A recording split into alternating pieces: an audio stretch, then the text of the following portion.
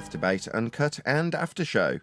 I'm your host, Nathan Oakley, and if you are new to this channel, or you've not done so already, then be sure to subscribe. Hit the bell notification icon and join button if you'd like to become a Nathan Oakley 1980 channel member and keep up to date with the Flat Earth Debate. If you would like to support the channel, there is a super chat that runs alongside each of these shows while they premiere, and there's also a Coffee, Patreon, crypto and thanks button in the info box below the video. Speaking of Patrons, I'm going to do a quick shout out to all of you who do support me on Patreon. So, a massive shout of thanks and appreciation to Survive the Spin, FE Patriot, Steve, On the Level, Thomas van der Zander, Cannabear, Gary Hughes, Measured Flat, Chris Wouters, Sensual Goat, Mitch Kennedy, Rod, The Name's Burley, Twodwazzle, Jason Hornsby, Christoph Fournier, Flat Earth Travolta, JMals24, Unimento, Iron26, Endless, Golden McKinnon, Retro Bill, Level Plain Poem, Michael Kahn, John Kays, Patrick Gunnels, Banter, Mel B. Styles, Hairy Blade, Mobile Max 777, Rob W, Del West Watson, Unbelievable Productions, Blue Ridge Ranger, Abraham Mohammed, Skeptic 936, Texas Mike, Cheyenne Cat, David Wayne Foster, and Dank. So another massive thank you to all of you for supporting me on Patreon. Now I will hand across to whoever is in Discord and Google so you can enjoy their dulcet tones while I set up for today's live show.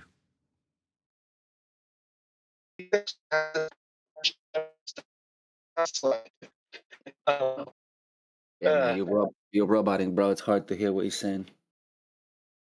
I don't know what he was rambling about, dude. Yeah.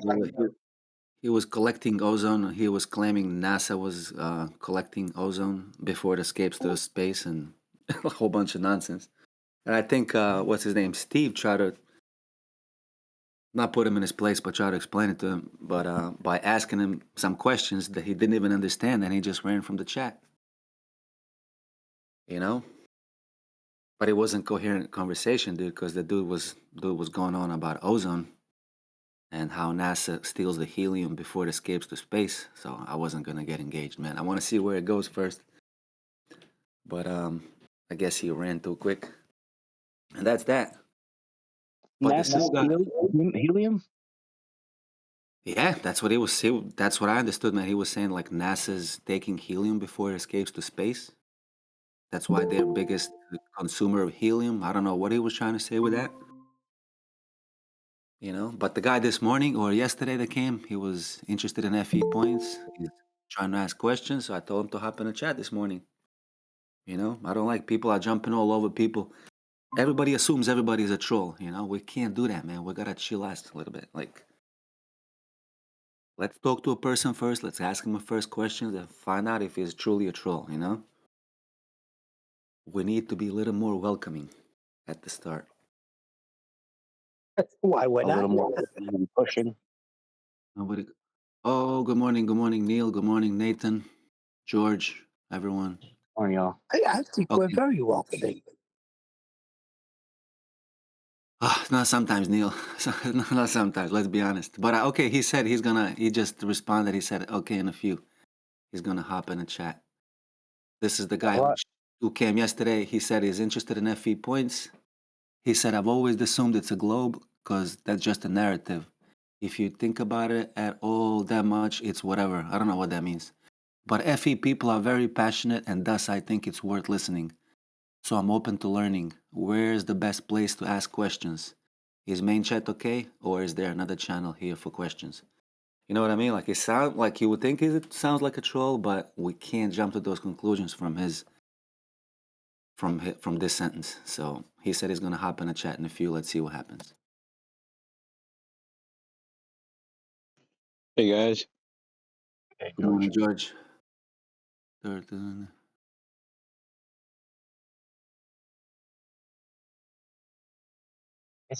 It's hard.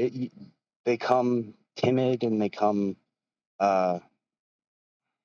shy and inquisitive, but they're disingenuous, and you can tell in some of the things that they say. But yeah, I understand what you're saying. Like it's more you want to be more leading than pushing. Yeah, I mean, at least till we find out, dude. You know, and sometimes it can sound disingenuous, but people can be really, I mean, I'm gonna say stupid. Like that, people can be not intelligent. You know, for that level where you think they're genuine. they can be really genuinely asking these questions because they're genuinely not intelligent enough, if I can put it that way, you know? Like the guy yesterday, I can't say 100% he was a troll just because he was asking those dumb questions, you know? Maybe he's like he just discovered about FE, and then those are his thoughts that came to his mind, you know? And he found this server, he's like, whoa, what happens to helium? What happens to this? You know? So NASA steals it. yeah, but he wasn't asking right questions and he wasn't getting any answers. You know what I mean? Like he was asking what happens with the layers, what about ozone, this, that. I don't know, man. You know? Damn.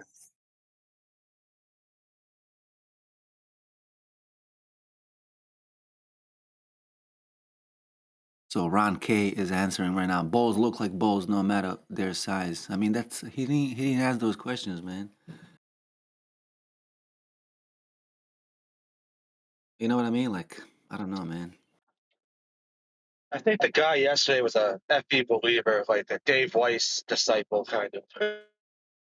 Yeah, maybe. That's what I mean. Not necessarily a troll, right? Is that what you're saying, Wax? Yeah, I mean, just by listening to him talk, I figured he was a flat earther. He just has not the best info, maybe, but he was new here too. So Yeah, yeah. That's exactly my point, bro. yeah, So we just gotta be a little more chill until we actually find out what their intent is, or like if they're actually a troll or not. I mean, it's within 2 seconds of speaking. You robot man. Yeah, Uh, well, sorry, guys. you gotta go in a better spot, bro, or something.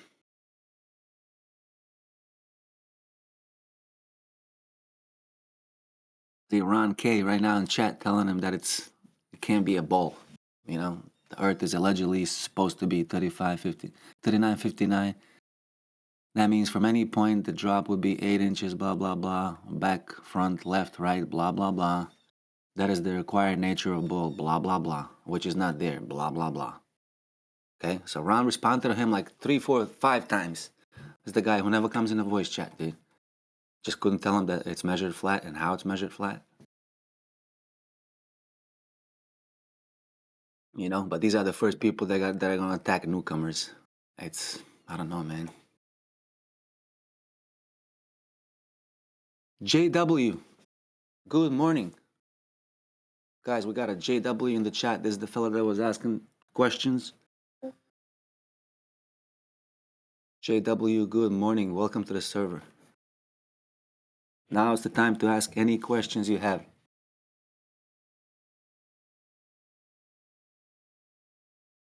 All right, or whenever you're ready, JW, when you find out how to unmute yourself. Till then, we're just gonna chat, I guess. Nathan, are you there? Yeah. Did you enjoy Ben Farr's rebuttal? I didn't know he made one. He did. He said, "Ha ha ha ha." Oh, I saw his comment. I told him he was thick. That was his rebuttal to your entire video. Yeah.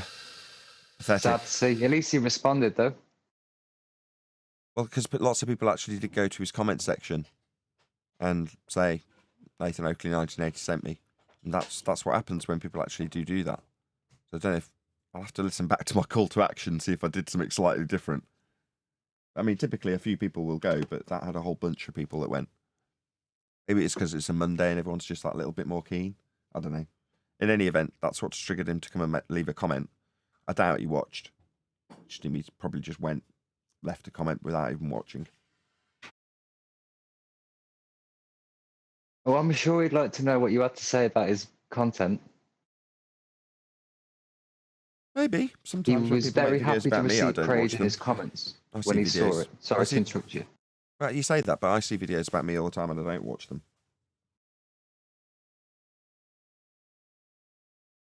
Right, well, I've seen him respond to comments that were giving him praise in his comments, so surely he's going to want to see some constructive criticism that you gave him yesterday. Maybe, maybe not. most of the time they're making that video for the pain relief. So I don't think they're looking for the contra positive opinion, are they? They're looking for pain relief.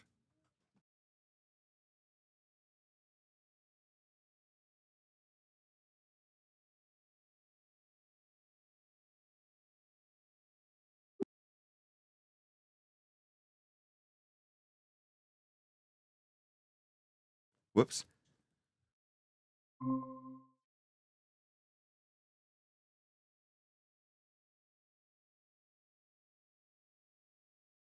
Press the wrong button.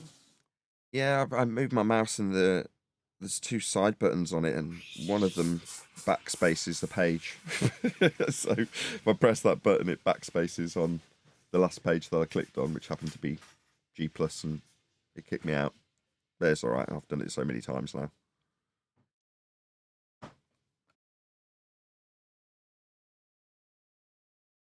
I see Brian's put a video for us to review today. Oh, okay, cool.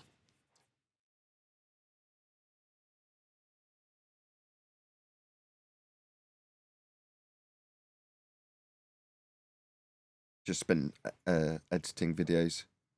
So I got 4 videos out of the last Omi visit. I don't know if you were around. Were you around? No. How did the book talk go last night? Adam wasn't around in the end. Whether or not we'll do it this evening, I don't know. Probably do it tomorrow. Does Q have a show on a Tuesday usually? Yeah, he's got a show today. I think he's covering Creaky. I don't know if it's the same video we covered a day or two. I think we covered it on Friday. Oh, well, using politics on Friday, weren't you? Say again. You usually go to the politics server on Fridays? I don't think it would have been then. No, after the fact. So we still stick around and watch videos, and sometimes they're worthy of actually publishing. So I'm pretty sure at some point over the weekend or just before, it might have been on Thursday. It doesn't really matter. It might be a completely different video, so it might be irrelevant anyway.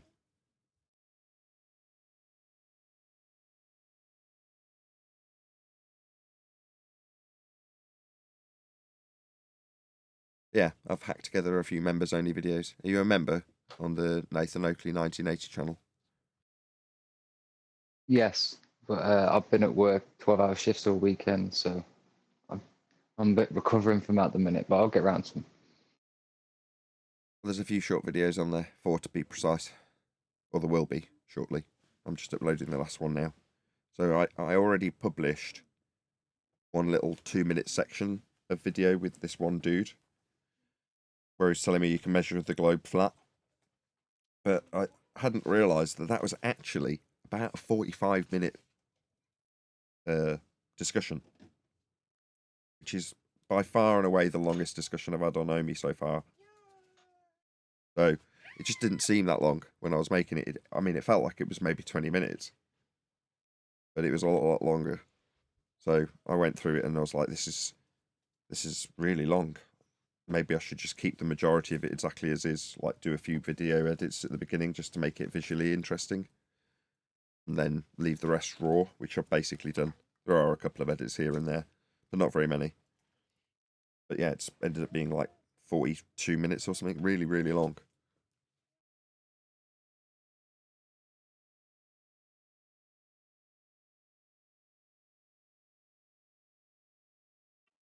We got Jado. Jadu. He can't see our VC, and he can't even see that we're here. It's weird. Weird. You need, yeah. JW, I see you unmuting. Are you there? Oh, he just left.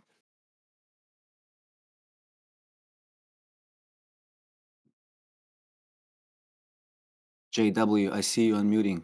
Say hello. Try to say something. Man, it can't be this hard, dude. You're doing well, Mush. What was that? You're doing well. I appreciate what you are doing. Yeah, man. Yeah. All good. I'm just trying to get this guy because he had some questions. He came to the server yesterday and sounds genuine. So just trying to get him set up to talk. But Doesn't seem to be that easy, man. He says he can't hear us. I don't know why, and he keeps muting and unmuting. Kind of annoying right now. But Nathan, do you have a video for today? I think Sensual Goat was just saying that we've got one suggested by Brian. Oh, it the must be me? response. Okay. I just found one silly video that was recommended to me. It looks like it was made by AI. To me, it looks like it was made by AI, but the new channel, it's called History Mapper, has only 2 subscribers. But Okay. it made a video about flat earthers. Yeah, stick it Mate, in. there's tons of those AI videos about flat Earth. I try to avoid them, to be Yeah. honest, when I hear the AI voice. Because it's not someone Yeah. authentic, it's someone running a script. So who is it? AI, actually AI making those videos, or people? It's I think obviously it people. looks like it was AI made. Yeah, it's I'll pull AI it on the made, but Skype. You check it out. AI utilized by people. Right, of course. Of course, AI is not going to be all by itself like, oh, let me make a FP. Yeah, it's not self-aware. It's not like, oh, I should really put some propaganda out about flat earthers. It's Exactly. not sentient. That's why I don't think it shouldn't be called artificial intelligence. There's got to be another word, but whatever. Just marketing. Not yet. Craig, you there?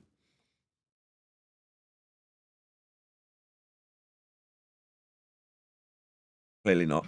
Hello, mate. Sorry. What would you call AI? Really good Google search. Yeah.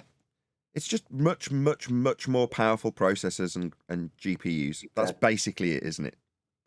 Yep. There's nothing to it. Fully agree. Yes, mate. So I was listening to some of the people that went to, I think it's CES in January, when all of this, everything's got AI labeling. And all of the products had AI marketing all over them. And they're like, but there's no different between this and the stuff that didn't have AI marketing on it. So it's like, well, what is it? Well, it isn't anything. It's just marketing spin.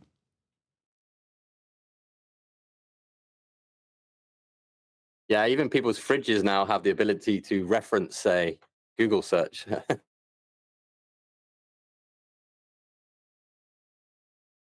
Yep.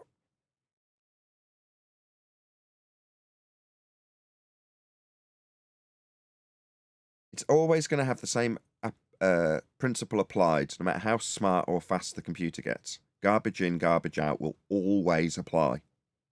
Therefore, if the AI algorithm, written by a dude, has a flaw, that flaw will manifest. That's just how it is.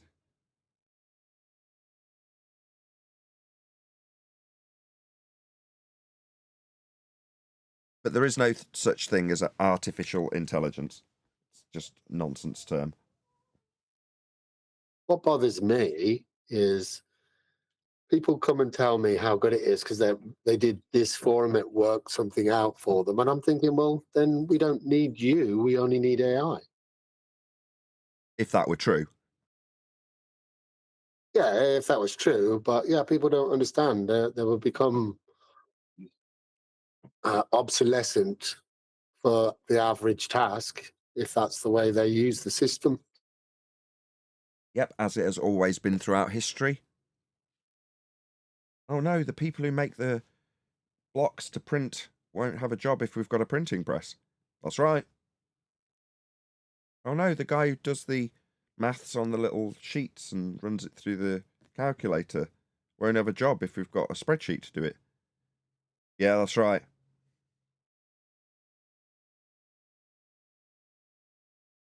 Yeah, we don't need accountants anymore. Yeah, of course we do.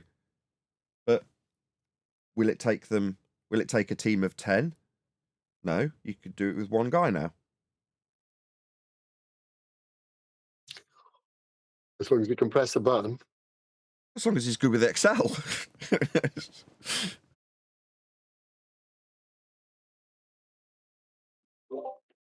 On a different note, Nathan, there seems to be a lot of people right now going from your channel to let the other channels know that you're covering their video. Yeah, The numbers have been increasing, but now there's a lot of comments saying Nathan Oakley is covering your video, and On that note, before I forget, I wanted to say that when you covered Matt Walsh video, maybe last week, a few days ago, there's a dude on his channel. I don't know if he's a moderator or whatever, Andrew. They didn't erase the original comments that Nathan Oakley is covering, but every comment that I responded to him and anybody else who responded to him, giving answers to his stupid questions, they erased everything, and they gave out their own answers. They rephrased the questions and responses that people gave to him with his own words, with his own strawman words, after erasing people's comments, and they gave the answers.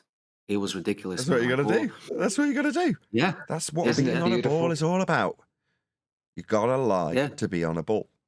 You got to Exactly, censor bro. to be on a Yeah. ball. You got to suppress to be on a ball. That's what it's all about. Yep. And this dude Andrew literally responded to everyone and literally erased everyone's response. I saw multiple responses to him with explanations to his questions. Yeah, they don't want to hear erased it, do all, they? man. They don't want to hear Nope, it. they erased. All erased, bro. The only thing that stayed right there is like Nathan Oakley, like original comments that you covering their video. That's it. Everything else erased. Like if you go to comment sections, you're gonna literally see how he erased everybody's comments because people's names are still there. He's responding to them. Wow. Just his name and just his sentences, one after another. Very interesting. Embarrassing. Yeah, man. But on a third note, JW said he fixed his mic. So if you want to speak with him, Nathan, a little bit. JW, good morning. Hello. Hey, good morning. Hey, man. Cool, got this working. Cool. Sound great. Welcome to the server, buddy. You said you had a few questions about the nature of the Earth, so now it's the perfect time, man. We have 15 minutes before the show. Cool, sweet. So first thing is, I'm just like got a normie attitude to this topic, which is to the Earth shape, right? Like, oh, I just was brought up thinking it's globe. So if it is, it is, and if it's not, it's not. I'm not like wed to it. But I hear, people in the flat Earth kind of community are very passionate about what they believe, and people always like to gaslight each other and get into arguments. And it's very difficult, actually, I think, find like an honest conversation. Like, what's actually going on? Like, what are we supposed to understand about this topic? And I did watch some streams on both sides, and there's a lot of just like shouting and maybe context that I don't have. So, like, what I'm curious about is just a few basic questions. Like, okay, the Earth's flat. All right, fine. I'll accept that premise, no issue.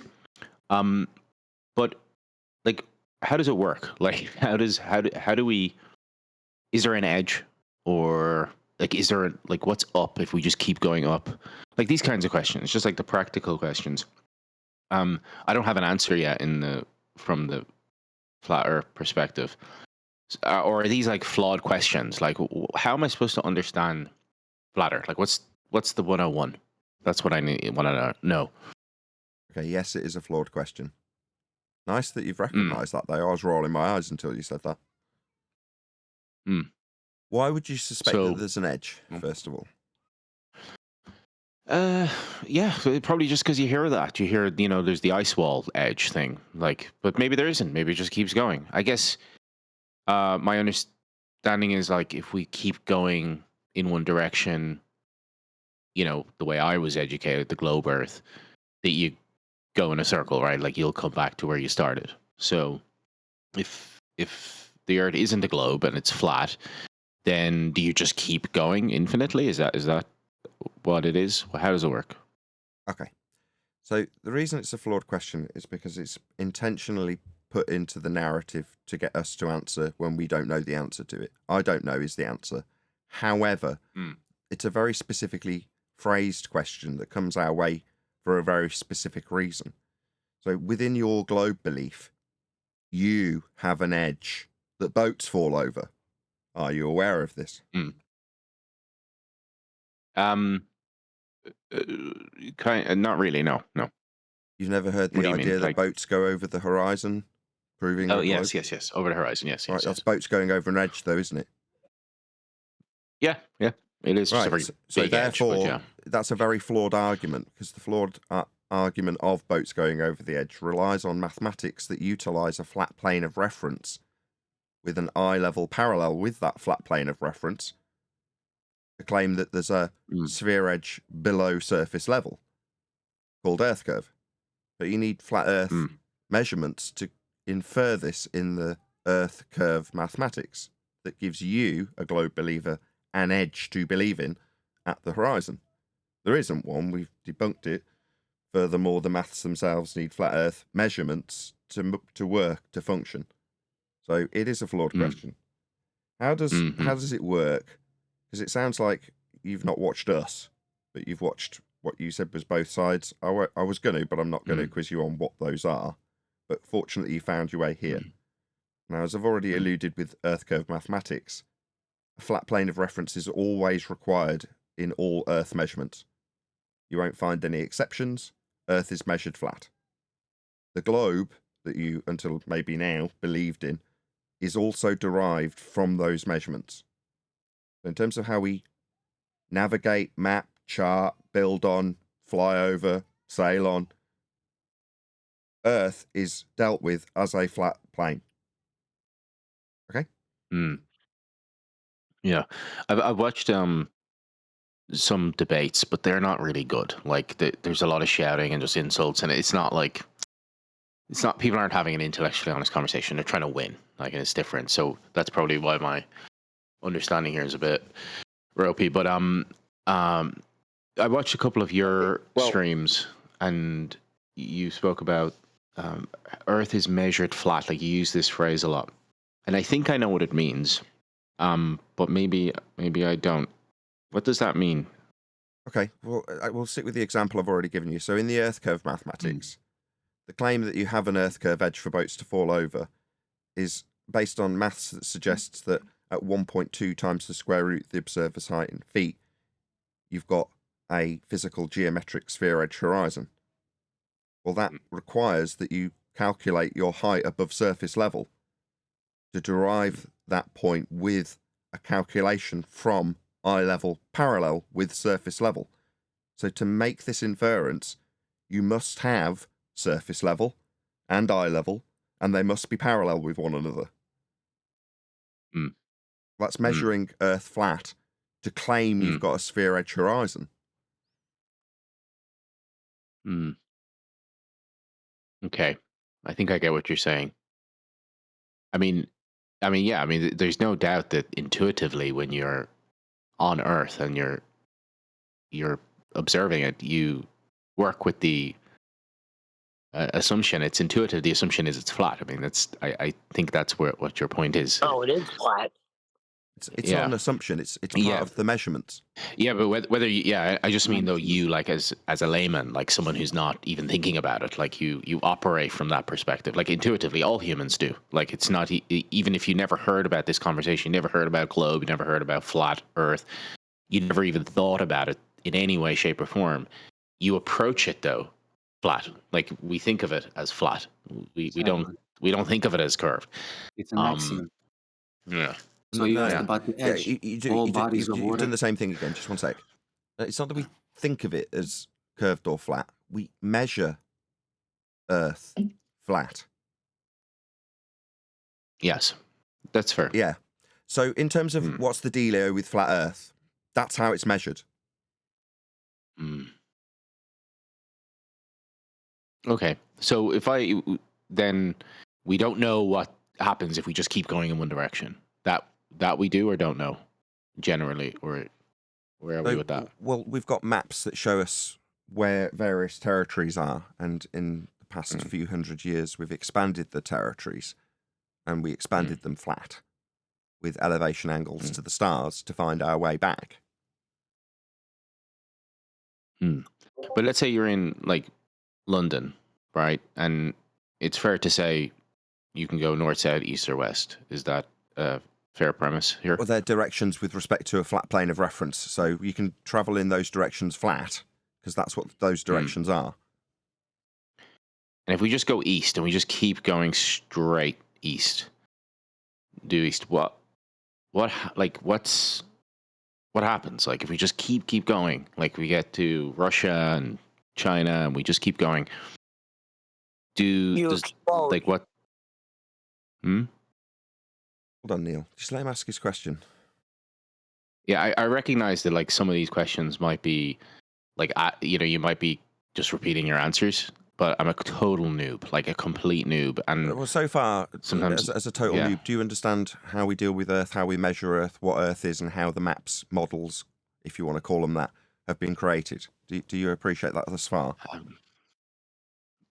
I mean, I understand what we're supposed to believe. Yeah, No. that we have an I Earth. And, haven't discussed any beliefs.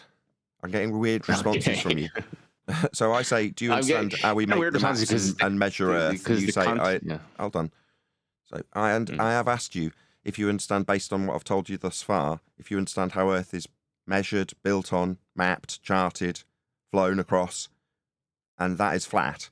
Those are with respect to measurements. I didn't mention belief, but your response was, yeah, I understand what we're supposed to believe.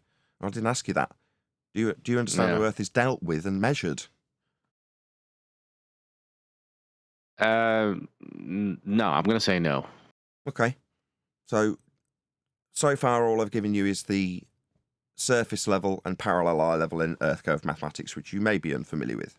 Are you familiar with latitude and longitude?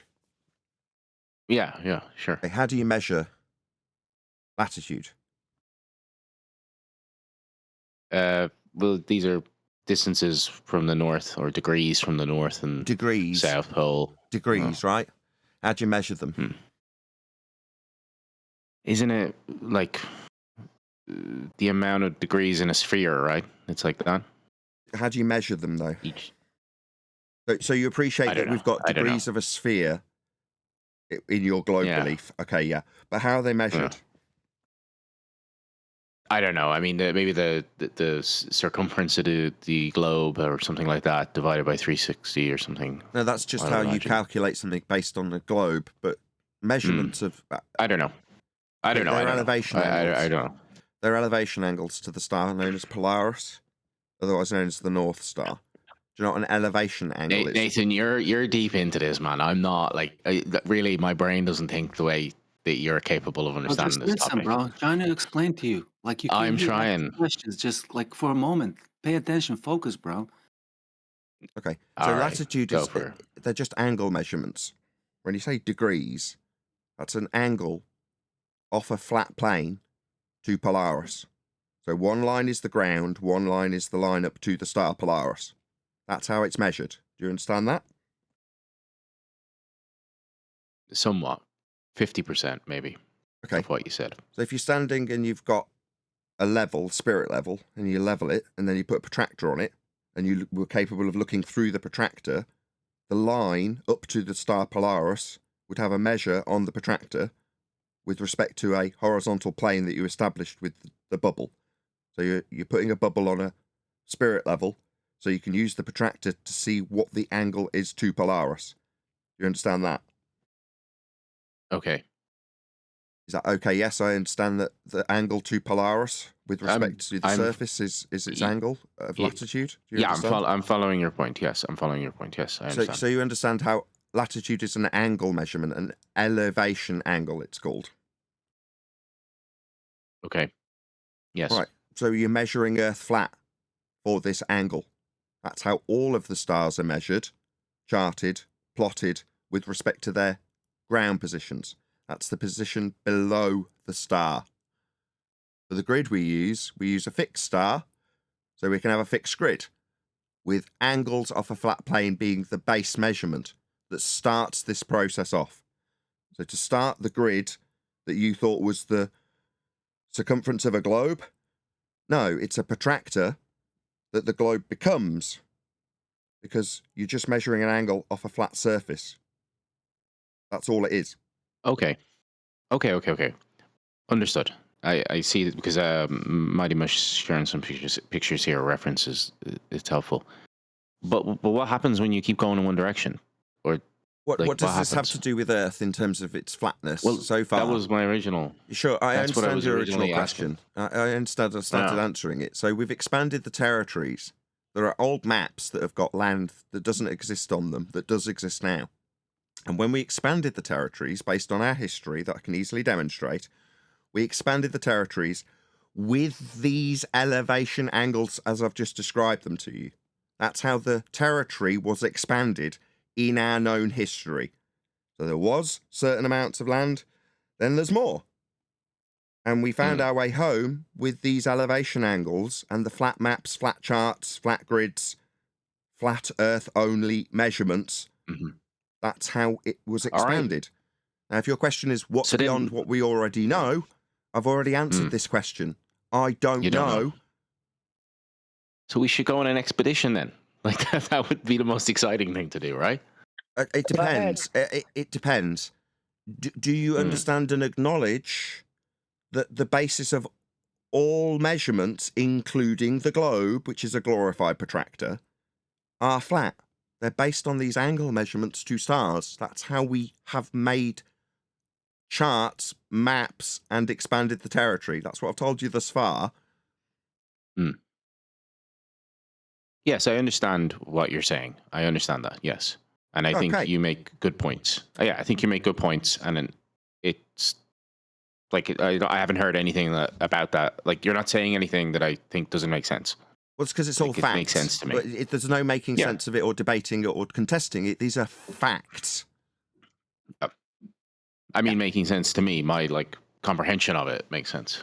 There's nothing to sort of make sense of it. They're just facts. Angle measurements to Polaris are latitude. We're being pedantic. We're being pedantic. I know what you're saying, and I think that it's cogent, because it's fact based. Yes, great, fantastic, excellent. What I'm trying to say, as a statement of fact, Earth is flat.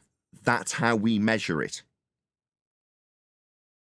Excellent. I'm now interested. What are the implications of a flat Earth? That's what I'm interested in, and that's why I was asking about if we go in one direction.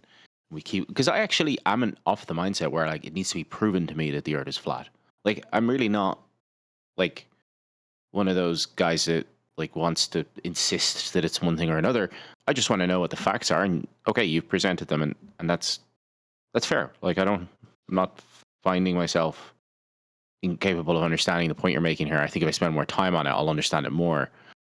I'm now interested in what are the implications of that then for us as human beings? Even maybe outside of the science, socially, or just from the point of view of exploration and things like that. What does it mean for us? Is there more land for us to discover? Then that's interesting. That's exciting. Let's go. I have as much enthusiasm to do that than if I was still in the mindset where the Earth's completely spherical and there's undiscovered lands. It's the same thing. But if the flat Earth kind of confirms that for us because it's necessary, then that gives us even more reason to explore and to see what's out there. So I want to know now, we're all on board. The Earth's flat. Does this open up new things that previously you wouldn't be thinking about if you still thought that the Earth was global, which was a globe, which is, basically my perspective? What does it mean for me? What's the implications for my existence on this plane?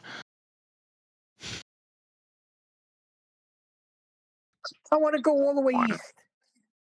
Hello, Good day. everyone. Good morning. Good afternoon. Good afternoon. Good afternoon. We may have a video to cover today. We've got a video that Brian's Logic has suggested we cover. But I'm more inclined to wait until he comes because I like to have a little preamble if someone suggested specifically what to cover on a given day. And in this case, that falls on Brian. So we'll wait till he does arrive, which I'm sure he typically does about halfway through the show. So when Brian gets here, we'll cover that video and I'll do a call to action. In the meantime, I went and had a quick look at yesterday's videographer that we covered and noticed that a whole bunch of people from the live audience had gone along and said, at Nathan Oakley 1980 sent me. And Mightymush then pointed out that on previous videos, lots of the audience have actually done as I've requested. I shouldn't be shocked. It's like, go and do this. Yeah, and then people go and do it. Yeah, I shouldn't be shocked, but it's nice to see it actually occurring. And yesterday's videographer did come along and leave a little message. You have to excuse if I've got a shaky voice. It's really cold here. I've got the window open. So there we go. I do like to smoke while I'm making these shows. Anyway, I'd rather suffer the cold. He did come back and leave a little comment saying, ha, ha, ha, ha, ha. That was his rebuttal. Ben Farr, I think his name was, from yesterday. Smug bastard. So there we go. That was his response. But it's good. It's good that people are actually, hopefully, listening to the critique that we leave. And if their rebuttal is to just laugh, fair enough. That's what you've got as a rebuttal. Good for you. That's as good as a hand wave as far as I'm So concerned. we're a joke to them? No. When you've got nothing, you laugh. It's like them sniggering when we pin them against the wall and they start sniggering, Neil. You'll see it in that type of laugh. I got you. You'll see it in the video I'm about to release, right? So I don't know if I've actually uploaded it to the members yet. I think I did put it on TikTok, but not to the members. In any event, in the next couple of hours, I'll upload a video for members, and it's much, much longer than I first anticipated. I did actually already trim out a couple of minutes from it because I thought it was priceless, this guy telling me how the globe can be measured flat. So I did hack out a little bit of it, but it was actually considerably longer than I remembered. It was like 45 minutes long, and even with me editing out a little bit of it, it still ended up being like 42 minutes long. So there we go. That particular video, minus a phone call while I'm waiting for him to finish talking to somebody on the phone, is going to get published in the next, I don't know, 24 hours at the worst.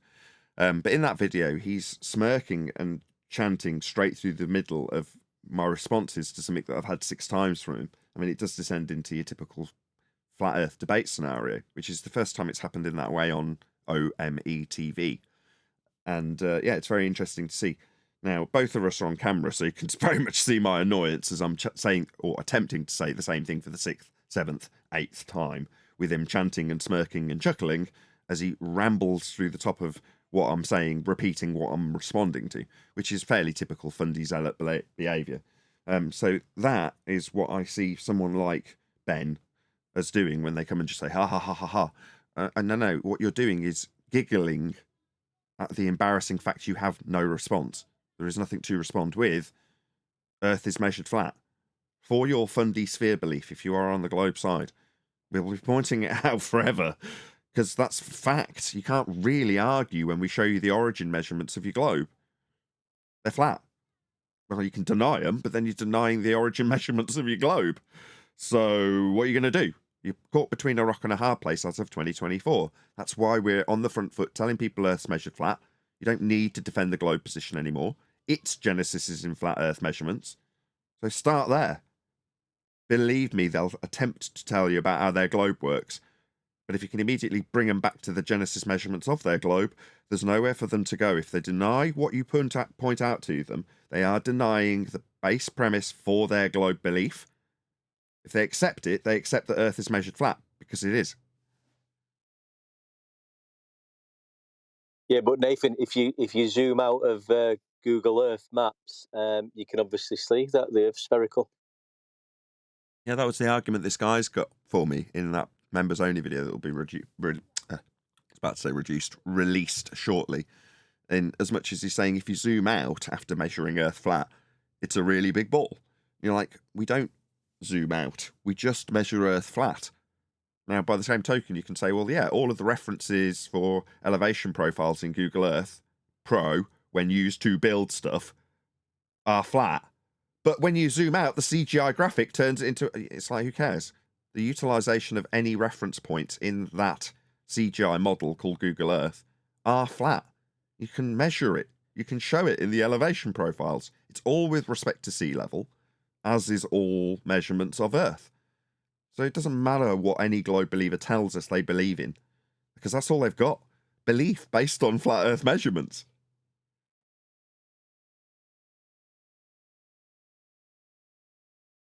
Any evidence that you can acquire an elevation angle measurement from a curved baseline? Nope, and they never will be. Yes, because you can't get angles that are curved baselines. They won't be angles anymore. But if you zoom out, yeah, they're still curved. That's the best they've got at the moment. If you zoom out, I can believe that what is flat is not. Like, believe it all you like. You're the one who's measuring it flat, just like me. We all measure Earth flat. Nathan, I heard the evidence that you can get an elevation angle from a curved surface is that the Earth is a globe. How do you like that one? It's just like the same sky vacuum. What's your proof that you can have gas pressure without a container? Look at the sky. What do you mean, look at the sky? Well, I assume that's a vacuum. And the gas isn't filling it. Oh, so your assumption of a second law of thermodynamics violation overcomes this argument, does it? Your assumption that we violate the angle measurement we do measure is your rebuttal, is it? No. It's pathetic, isn't it? It's got to be a curve angle or it wouldn't be a globe. Yeah, it just means it's not a globe. But you'll need it to be a flat elevation angle for you to create the globe, with an equatorial plane and an extended celestial plane at vernal equinox. All of those things are necessitated inside the globe, I might add, with the globe as a glorified protractor.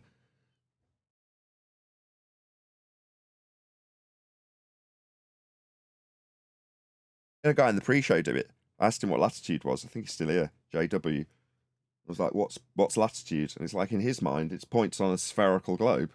I'm like, no. Those protractor points aren't you turning a sphere around you in the middle of it. They're angle measurements off a flat plane. But for it to function in some semblance of globe-like nature, you put the angles inside the globe at the equatorial plane.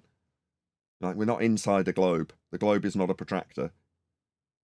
We're on a flat plane measuring angles and then producing globes with those projected angles through a globe that we're standing in. It's just horseshit. You're being a So bit even when- pedantic, Nate. Say again, Neil? Even when you get, sorry, mate. Hold on, one deck. Go ahead, Neil. It was said that you're being a bit pedantic. So, I don't know. Don't know what you mean by pedantic. I'm just talking about measurement. That's what I don't understand. It was very clear to me what you were explaining. Oh, you've So I taken. understand what you said mighty much, but my antenna's up. No, I just figured out what you do. You've taken the hump with a word that the guy in the pre-show used with me. Fair enough, Neil. You're offended on my behalf, it seems.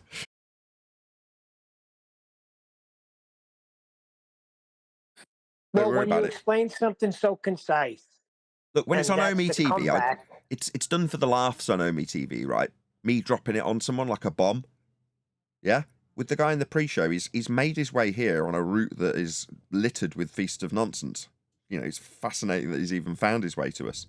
So when you lay it out in no uncertain terms with someone like that, I'm not doing it to sort of produce a 2-minute video where I get the shock and awe from the guy. But it doesn't mean his reaction's going to be any different. He's trying to wrap his head around it. And he even said that. So if he's like, this seems pedantic, well, fair enough. If that's how your brain copes with it in this moment, but he is experiencing the same thing. Sorry to talk about you in the third person. I know you're here, JW. But that's the same reaction I get from the people on Omi when I tell them, in no uncertain terms, off the cuff, that Earth is flat. They're not expecting it at all. This guy is. He's just never had any decent arguments. He's had feast of nonsense and Earth curve edges, transposed into disc pies and sky vacuums with boats falling over him. Well, that's the road they want you on, isn't it? How the hell he found his way here, I don't know. Lucky sod, JW. Or unlucky if you were hoping to scramble back up that hill of globe earthness, because you won't.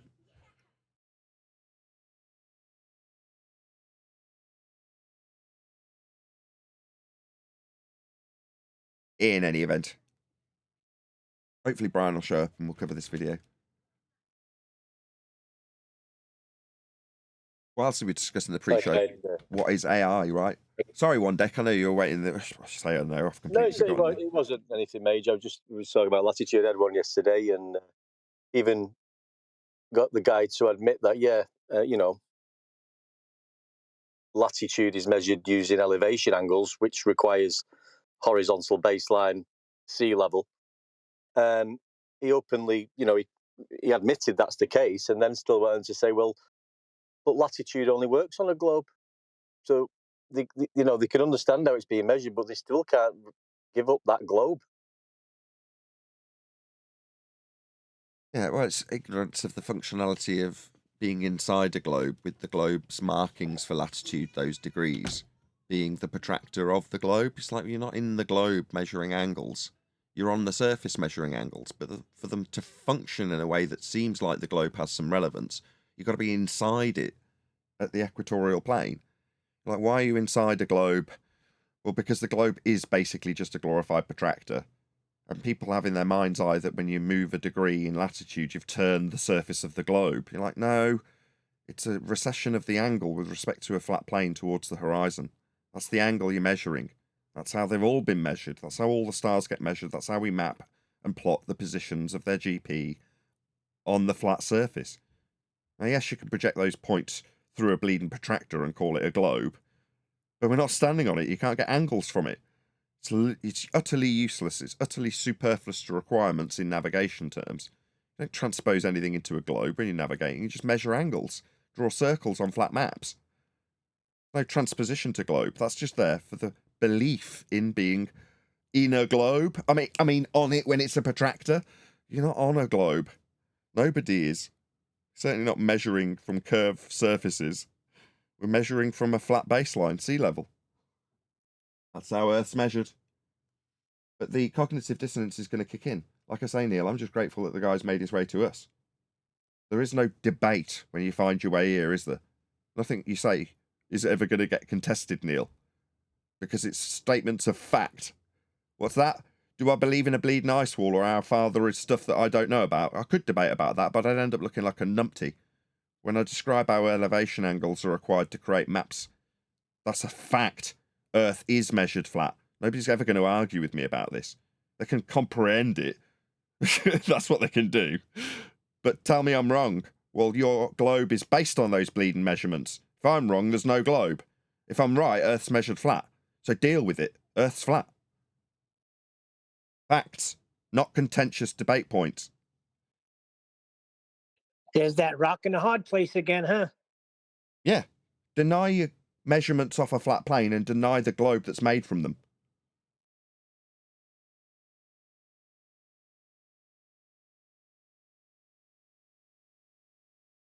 Yeah, it's front foot forward all the way. The only thing that's sort of put a bit of a, I don't even want to say it's scuppered it anyway, because it hasn't. The pitch data is just so good that it kind of interferes with my 2024 rhetoric of move forward on the front foot. I mean, it is absolutely in the same vein. It's moving forward on the front foot. It's a reference to horizontal. It's nose up with respect to horizontal. It's flat earth proof all the way. It's as good as it gets, in fact. There is no arguing against it as far as I can see. There's no way around it. No pun intended. So, you know, there's a slight air from Brian that he wants to shove spheres in the data. He literally transposed a picture of a sphere on top of the graphs. I'm like, why? Why? He just wants to get in there and show how it doesn't work with a sphere. You know, like, old habits die hard, eh? Why do you want to show how it doesn't work with a sphere? It is just flat. There's no getting around it. Showing how they can't get around it isn't necessary.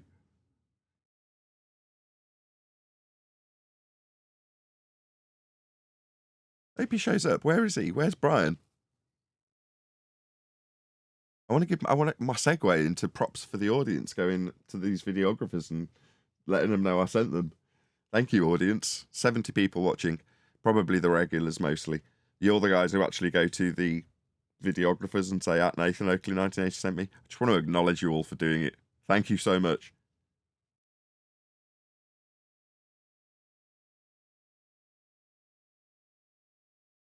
Right, there's going to be no chit-chat. I'm going to have to get into this video without any preamble from Brian, aren't I? Was there anything pressing that we need to discuss before we do? Nah, I'm sending him a message now to see where the heck he is.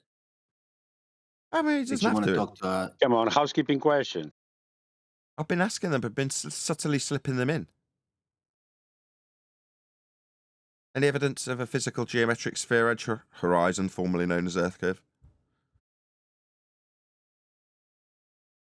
Nathan, did you want to talk to a new member?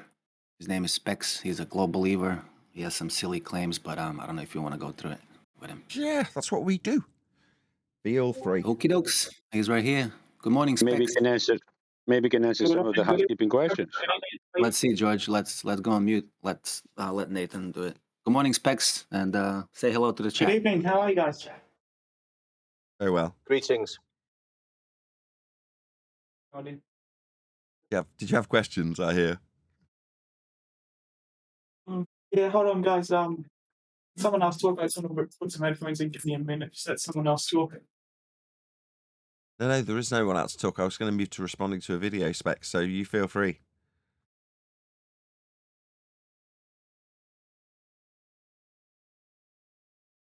He asked us to hold on. I'm holding on. Well, he claimed that moon changes phases every day, and therefore Earth is a globe. Maybe that'll get a start.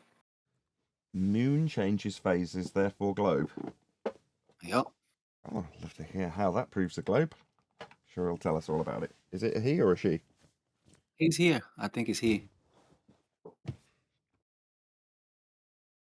All right, Specs, whenever you're ready.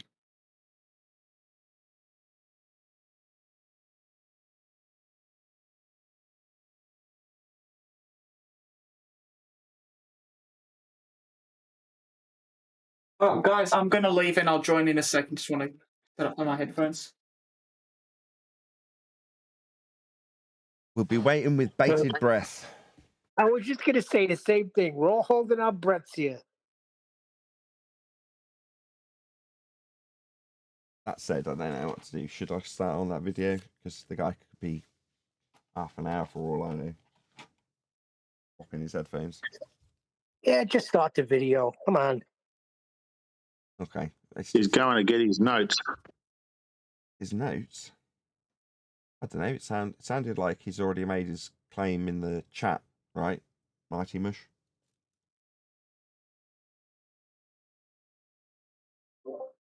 Sorry, Nathan, what did you just say? Was it you that suggested that he'd already put his claim forward in the chat or in the Discord? Not in the chat. He literally just joined the server, and that was one of the few things that he claimed globe with. He said moon changes phases, therefore Earth is a globe. Okay. I told him I wasn't gonna debate him in a verification room, so I just told him join the live stream and ask your questions. He said, "Oh, great." Is it a question? He's on live stream queue. Maybe there's no room in the. There he is. Yep. Hey, Specs, welcome back, man. Hello. Hey. This is Specs. Can you guys hear me? Yeah, this is the big one.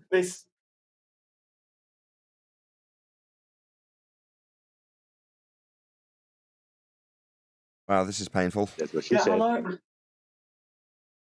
Did you have a claim to make about the moon phases? Yeah, I know. I've actually just wanted an explanation because I haven't heard a flat earther explain this one specific point. It's just something I'd like to hear from the flat earth perspective because I do have a claim, but I also actually would like an explanation. If that's all good. Like I want to hear this. So I haven't heard this one, and I'd like to hear. So my claim, Nathan. So instead of making a claim, you'd like to reverse the burden. Sensual. Go ahead. I'd like to hear the flat earth. I'd like to hear the flat earth perspective because I've never heard a perspective for this. I understand that you guys say the sun goes around the earth, correct? Above the earth. Nobody's making any claims yet. We're waiting for you to make your claim about the phases proving a globe. Yes, yeah, no. I'm just so that it appears, if I was to accept the flat earth model, that nobody's claimed the moon anything. also goes above the earth. Stop. What? Nobody's put any claims to you about any models. We're waiting on you to make your claim about phases of the moon. You don't need to cut me off. We're waiting for your claim about phases of the moon proving a globe. Can you do that rather than tell us about some model that we haven't claimed? Yes. Sorry, I understand. Sorry, the phases of the moon only work because of a globe, and they work because of the angle between the globe, the sun, and the moon, due to the fact that the moon reflects light. And that's how phases of the moon work. I have not heard a flat earth explanation, so that's why I believe that is one of the best pieces of evidence for the globe, and I'd like to hear a refutation. Why? How does that prove a globe? Because of the geometry, it doesn't work on a flat earth. It's not possible for the moon, if it was a light, or any other explanation for it to just simply change magically every day for no reason. Tell me what it doesn't do. How does it prove a globe? Because the only way it can change every day is because of the specific angle that the moon, which is a sphere, makes of the Earth, and that's how it works on a globe. Angle? And okay, how do you yes, measure? yeah, it's about angles. Yeah. Yeah. Sorry, Nathan, were you saying something? Yes, the angle that you're referring to is an angle that's described like on screen now with respect to the centre of the sphere. On screen.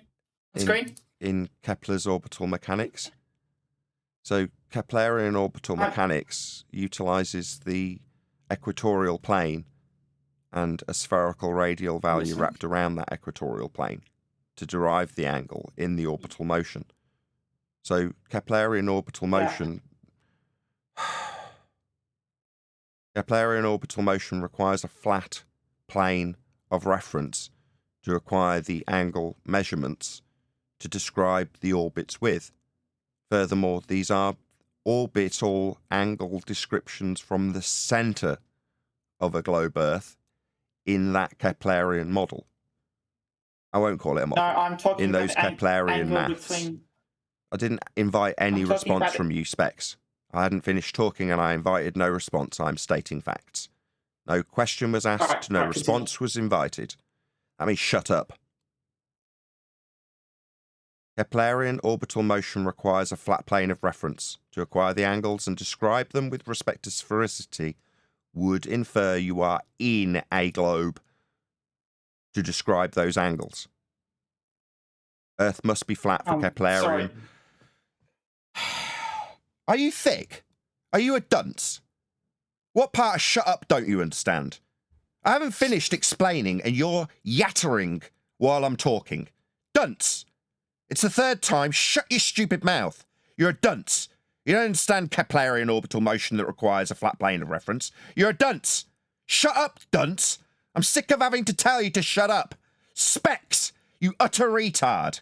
Shut your mouth while I tell you about the flat Earth needed for orbits. Okay, dunce?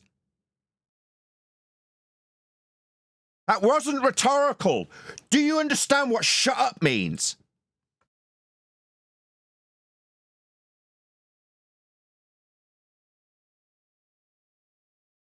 No? Has he buggered off because he can't stand anything but yattering through me? What is your malfunction? I'm having to interject answering your stupid question about angles with respect to flat planes to tell you off for not being able to shut your mouth while I explain it to you, Specs. Now I'm asking if you've got a mental disorder. Are you retarded? Why can't you shut up in the middle of me explaining this stuff to you?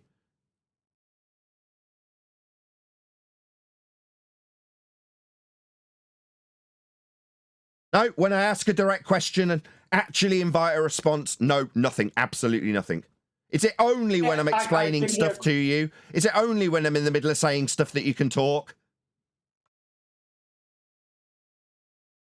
What's your malfunction? Ask your question, please. What is your mental malfunction, you complete idiot? Why do you insist on yattering through the top of my explanations about angle references to flat planes for Keplerian orbits? Why are you yattering through the top of me? I'm just trying to understand because You don't need to open your mouth to understand. You shut your stupid mouth and open your friggin' ears, you dunce. You stupid globe-believing dunce. You think your comprehension requires your lips to flap? No. Shut up. Your stupid dunce globe-believing question has its genesis in flat Earth angles. The ones you mentioned. You need a flat Earth for this, okay?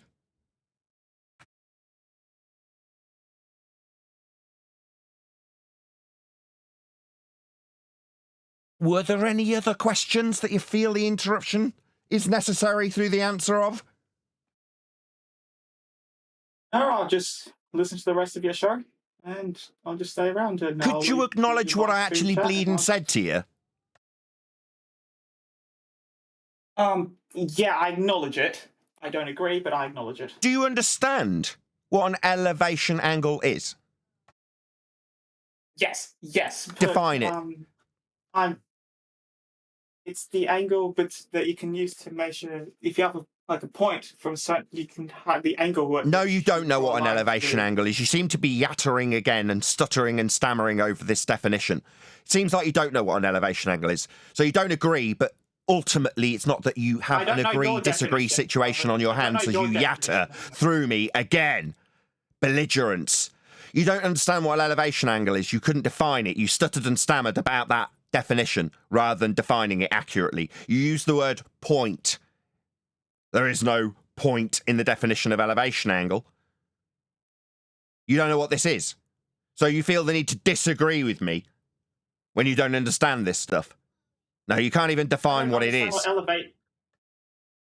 Nathan, I don't understand what elevation angles have. Yeah, I know. So shut up, sit down, and maybe learn something rather than telling me that you don't agree. Why? Because you're dumb as all shit and don't know what this stuff means? You feel the need to disagree with me, do you? Talk through me while I'm telling you off? No, you're just dunce. That's all it is. You're a dunce. So go and look up what an elevation angle is rather than attempting to define it on a live stream, making yourself look very stupid and belligerent as you yatter through me, based on your ignorance and comprehension. As you're trying to comprehend it, you're thinking out loud while your lips flap. Yeah, you don't know what any of this stuff means. So as the ignorant one that feels you've got need for answers from us, know how your question was based on flat earth measurements of angles represented in hell for you after measuring earth flat with the lights in the sky. That's what we do with them. We measure their angles off a flat earth. That's how they're measured to create your Keplerian orbits that you asked about, with the phases of the moon being critical in orbital motion. Something you obviously have no comprehension of, or you'd know the genesis. That would be angle measurements. I've got them flashing up on screen for my audience so they can see exactly what I'm talking about. Go and learn how heliocentrism was created. With a flat earth. Spoiler alert. Where's Brian? I want to cover a video. Tedious He questions. came right out of the gate with the angle. Don't they realize what they're saying? No, they don't know what they say. Oh, it's the angle. Oh, really? What, off a curved bloody earth that's used as a protractor projected from the centre of it? I'm thinking you're going to need an equatorial plane for that angle. That'd be a flat earth in case you're not following along.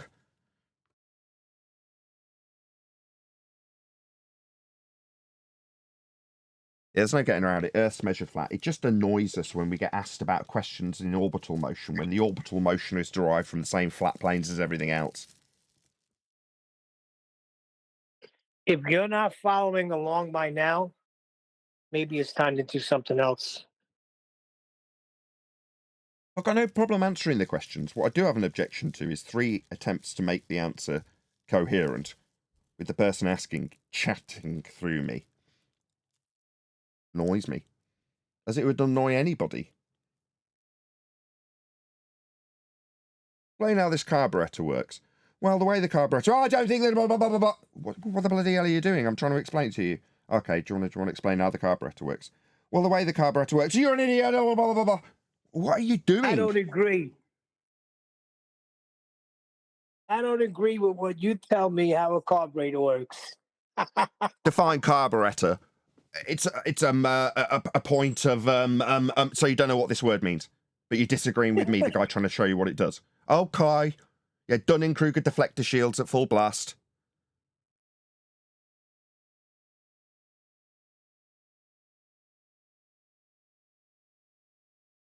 Anyway, should we move on to this video? Unless there's any other fundies in the chat that want to tell us about orbital motions. No? Any other pressing news that needs to be dealt with? Just so I can buy some more time for Brian to come. Maybe he will, maybe he won't. I saw a video today. I think it was from some Christian Facebook reel on 2 moons. So I'd expect that that'll come up again eventually. Okay. I mean, you realise that over the years, NASA have changed the number of moons that we have periodically. Anyway. If you go to the 90s, they said we've got 10. If you go to the 2000s, they say we've got 100. If you go to the 2010s, they're saying we've got tens of thousands of moons. Were you aware of this? I'm not sure how many moons we actually have. No. That's NASA. It's on a No, sliding scale, I mean, according to them. I am. We have one moon. that would be Yeah. my answer. Yeah, that much seems obvious. But 2 + 2 could also be 5, so maybe there's more than one of the giant shining moon that we see night after night after night. Well, it depends on how you look at it. I love 1984. I look at it with my eyes. Ah, you're standing on your head. Right, let's do this video. If there's nothing else to discuss, we'll get onto it, and hopefully Brian will be inspired to actually join to cover his video. Okay, so this is Math of the World, or Math the World, I should say. And the video is called How Far Out to Sea Can You Actually See? So, as is always the case, please let this videographer know at Nathan Oakley 1980 sent me. And as I did say at the beginning of the live stream, kudos to all of you who actually do this. So for whatever reason, my calls to action are effective and people are actually doing this from the live stream audience, which I greatly thank you for. So if you are currently in the live stream audience, there's 107 people currently watching, please let Math the World know that we have covered their video and leave them a polite comment that alludes to the fact that we have responded to what they have said. And hopefully you won't get automatically censored by YouTube, or if you're swearing and being unpolite, then there's a good chance that the videographer themselves will just delete your comment. So don't do that. Just let them know that I sent you. And I'm sure then they'll be appreciative that they're getting an influx of comments. Everybody loves that if they're a YouTube videographer. They like the footfall. They like the views, which you're giving them. So please do that. The idea being that were Math the World to make a response, they'd leave a link to my video, so that obviously people could find their way here from their video. In the same way I'm sending my audience to him or her, hopefully they'd do the same for me in return if they were to make a response. So that's the idea of you popping your way along to Math the World to let them know at Nathan Oakley 1980 sent me with a polite comment. Hopefully that's given enough time for the audience to have actually done that. And again, I'll do one more call to action. Brian, if you're watching, this is you and your suggestion. I was hoping for a preamble. I'm doing this completely cold. So there we go. We'll just crack on, I guess, in spite of the fact that we don't have Brian attending and it's his suggestion. So we'll do level check on this. I went on vacation to the Outer Banks in North Carolina, a string of barrier islands a couple 100 miles long in the Atlantic Ocean. While playing on the beach and looking out to sea, I wondered something that many of you may have wondered. How far out to sea can I actually see while... Why? I mean, why? I'm not being facetious when I say this, right? How many of us have actually done this?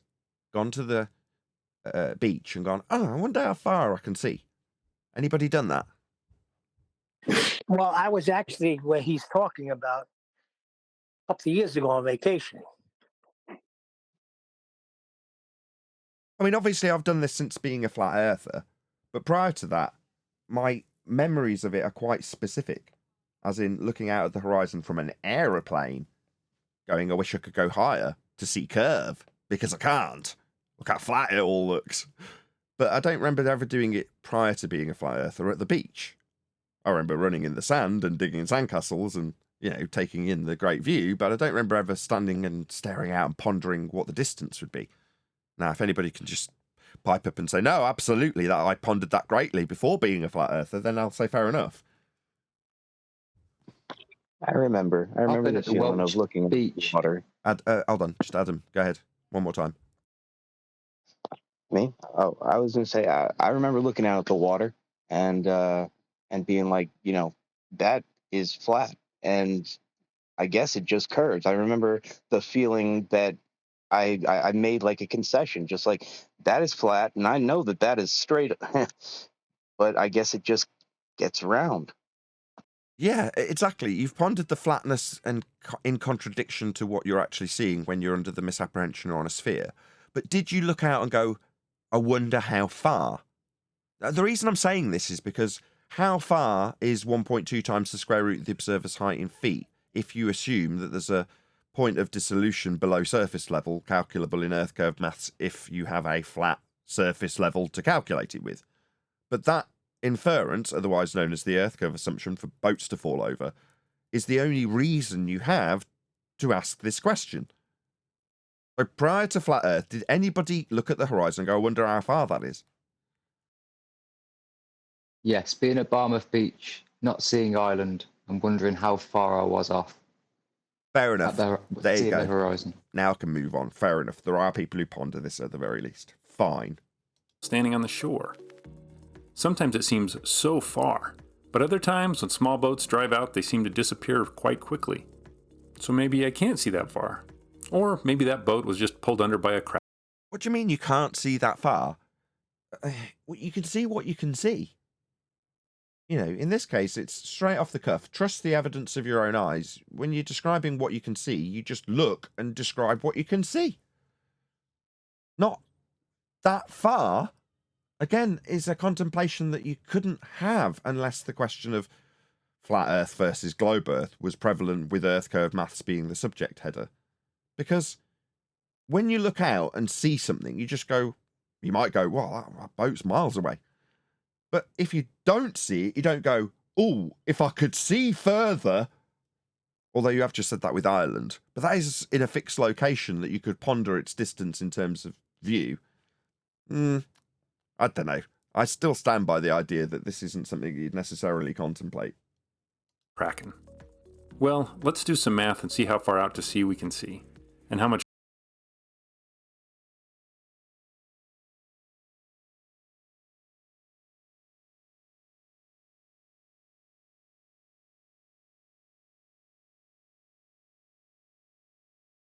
Farther I can see than my wife, who's much shorter than me.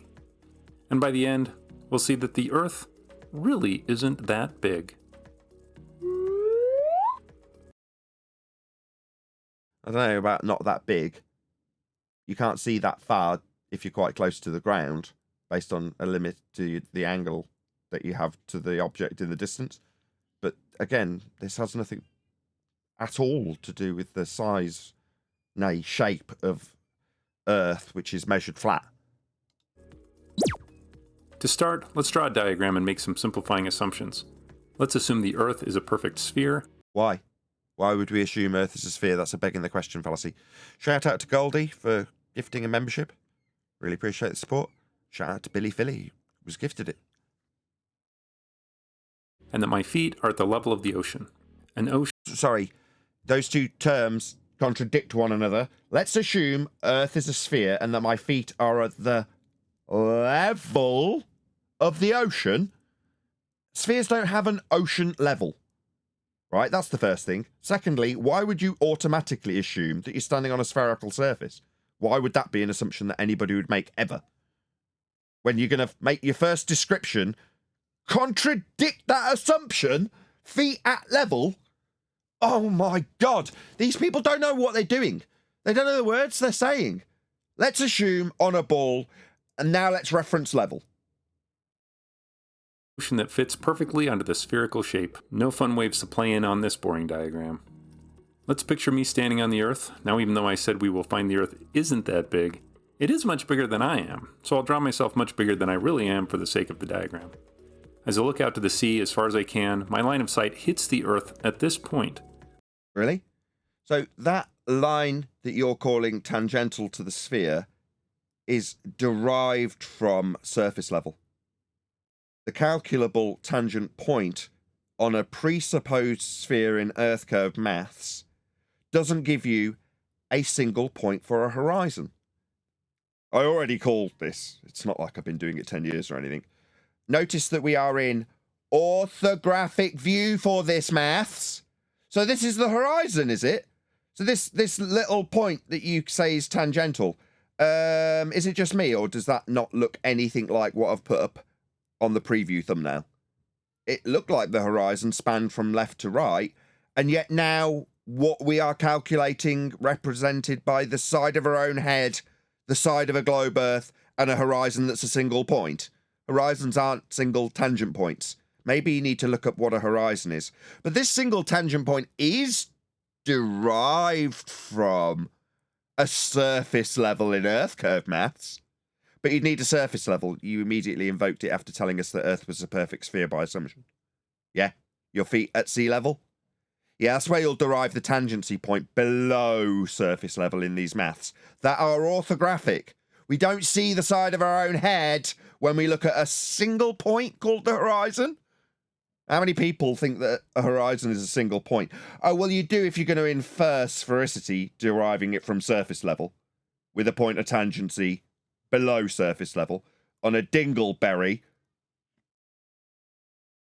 The line of sight is what is called a tangent line to the circle. This segment is the distance I can see out to sea. No, it isn't. You don't see the side of your own head when you're looking out to sea. Like in your diagram?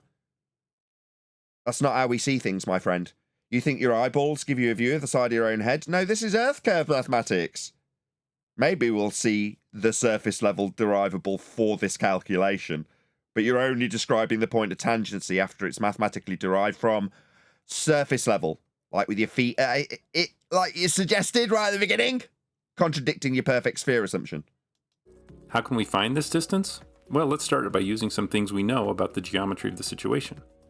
One of the theorems many students are taught in geometry is that a radius of a circle intersects a tangent line at 90 degrees. Where'd you get the radius from? I know! That's from flat Earth also! So this assumption of radius would need justifying with a measurement, wouldn't it? It's just all of them are flat Earth measurements. So this radius segment and this segment intersect at 90 degrees. It's a circle. Yeah. You mentioned a circle, 2D.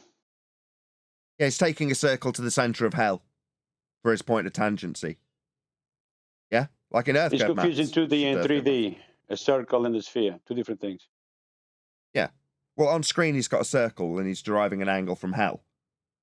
All seem familiar? Well, connecting these 2 points gets us a right triangle, and we have another powerful theorem about the side lengths No, you don't. of a right triangle, the Pythagorean theorem. We can find these 2 distances without using the Pythagorean theorem. I looked up the radius of the Earth and found it's about 6,300. You looked it up? Oh, so Google drilled to the centre of Earth. There is no centre of Earth. That value is derived from flat Earth measurements, my friend. 178.1 kilometers. So that is this leg of the triangle. And the length of the hypotenuse is the radius of the Earth plus the height of my eyes, which are about 1.8 meters high. How'd you get the height? Oh, it would be your height above sea level. The surface level that your feet were at. Your 1.8 meters is a height above the surface level that you'll absolutely require. Your differential for your tangent is calculated from eye level at 1.8 meters. From surface level, it's a height of eye measurement off the surface level. So you're going to need surface level with a dingleberry Earth dangling beneath it, and eye level parallel with it to derive this tangent point that will be below surface level. Now, the radial value he's inferred by assumption that defies the surface level his feet were at is also calculated by way of angle measurements to stars. That's how you get it. Using the unless you want to use the Al-Biruni method, in which case you'd be figuring out how high a mountain is by measuring it off a flat plane, and then going up it and deriving your dip calculation to the surface level when you're at altitude measured from surface level that's flat. Al-Biruni also gives you a radial value based on flat Earth measurements, just in case you wanted to infer that it isn't necessarily the minimum elevation to Polaris. Either or, you'll need a flat plane for radial values of sphere Earths that don't exist, and won't give you points of tangency when you need surface level for your height of eye above it, and parallel eye level for the dip to the tangent point below surface level in Earth curve maths. So there's quite a few flat Earth prerequisites in all of this. Pythagorean theorem and being careful to convert my eye height to kilometers gets us your eye height off the surface level. Yeah, you'll need a surface level for that eye height though, won't you? You'll need a flat Earth for that. Nathan, value. Yes. His radius value is not to the center of the Earth. It's a radius to Polaris ground position. It's a flat Earth radius. It's a circle, like you said.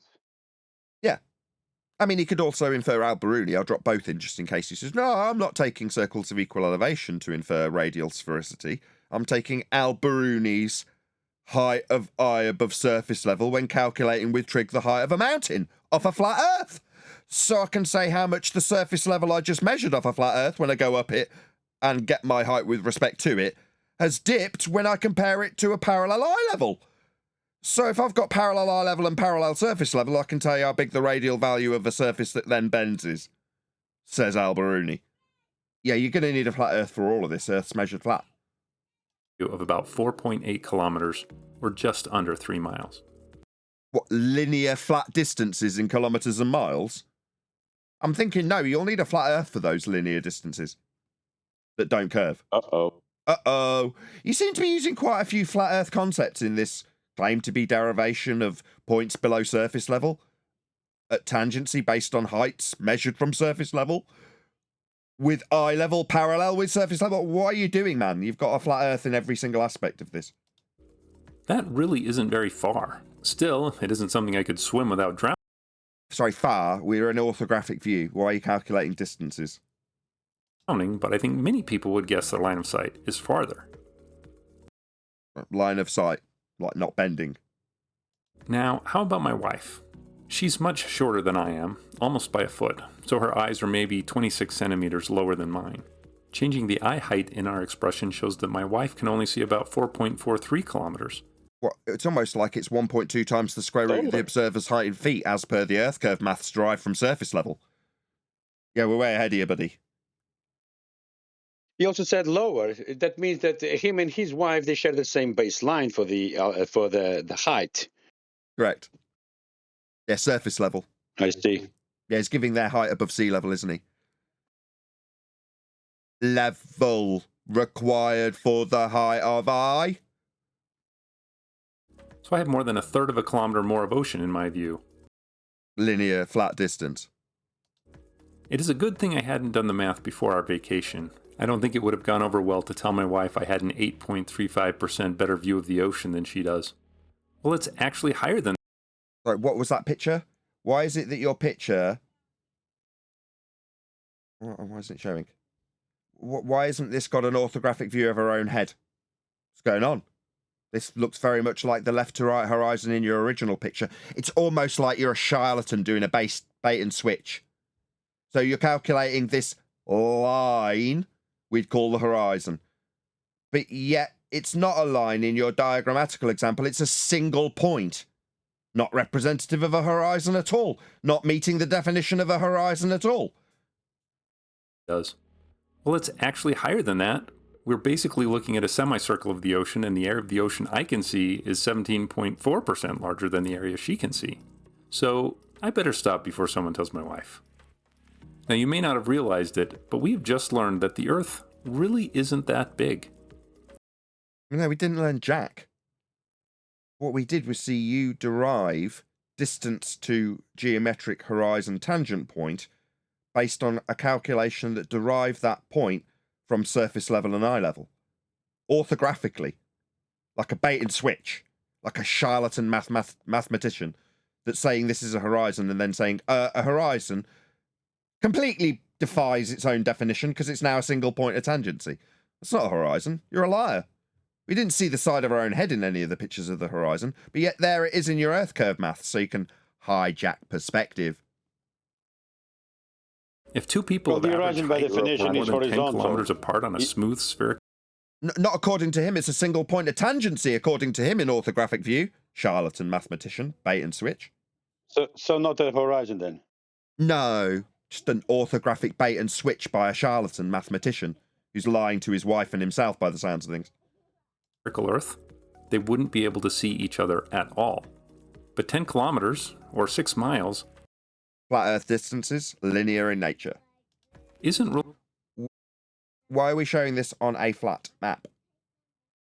With linear distances? Has it just got to use a bit of flat Earth somewhere along the line for the linear distances to make sense? Yeah? Don't use this. You know, use something with globe and curve and non-linear distances. Don't use miles or kilometers. What are you doing? Don't use flat Earth stuff. Get your own distances. Really that far. In the valley where I live, we have a large lake called Utah Lake. It's more than 6 miles across in most places, and much more than that in length. So I don't have to go to the ocean. If my wife and I are walking around the shore of Utah Lake on opposite sides, then we would rarely be able to see each other, because we would each be dipped under the other's horizon. Sorry, hashtag shit shrinks, Dumbo. So, do you think that your wife's visible forever? But for the fact that Earth curve gets in the way when you derive it from surface level? Yeah, you'll need a flat Earth for the orthographic maths that infers that the only reason you can't see your wife is because she's behind a hill.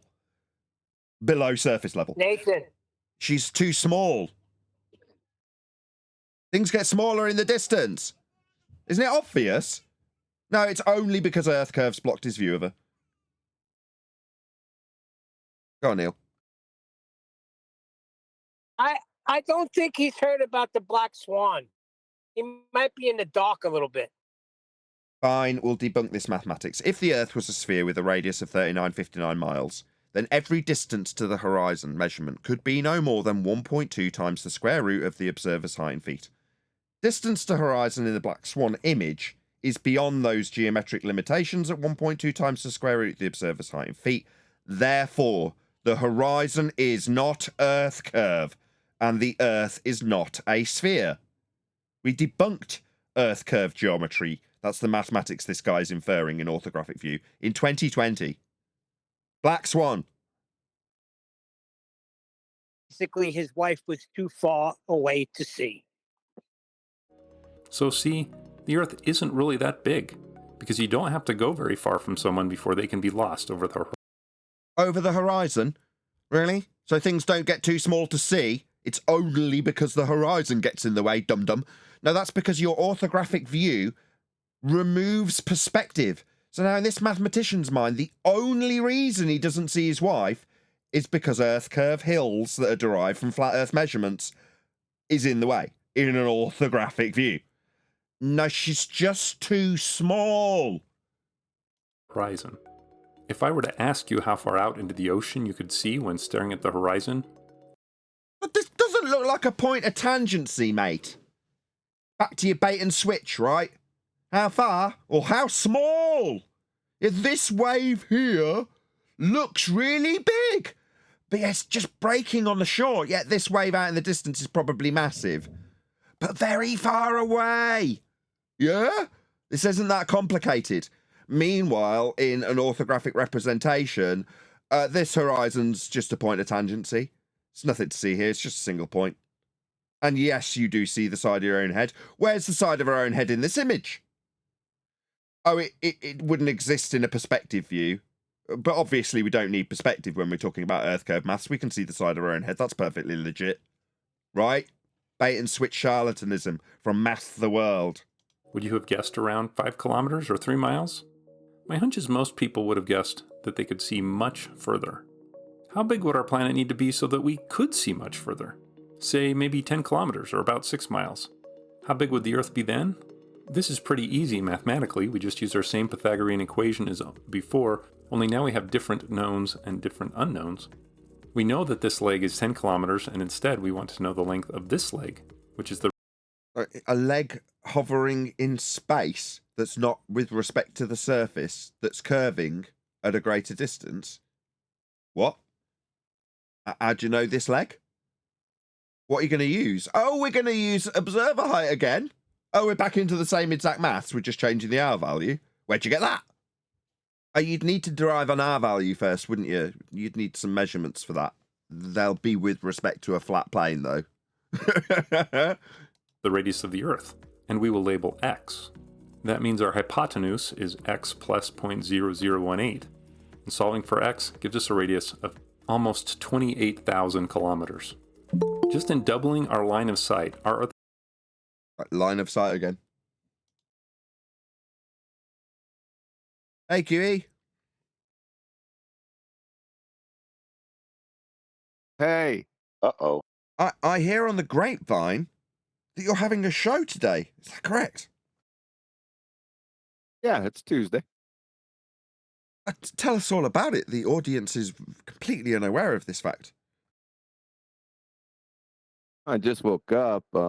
Not that excited just yet. It's crikey, creaky, you're cracking. There you go. Is it 7 p.m. UK, 1 p.m. Central Standard? Why are you asking me questions? So I can promote your show. Be Here or Be Sphere on the Quantum Eraser YouTube channel for Creaky Crackhead. 7 p.m. UK, 1 p.m. Central Standard, only on YouTube. Globeheads may not apply. Terms and conditions apply. It's 1 p.m. US Central, 7 p.m. UK, so you got it. Well, I said. I got it right. 113 people watching. I expect to see you all there in a few hours' time. Been listening along to Math the World Charlatanism? It's old stuff. Earth curve math. I'm looking at one of your slides. Did he say horizon? He did. How can you have a horizon on a globe dart? You Oh can't. dear. What's I was about to say what's the slope intercept formula? What's the slope of dope?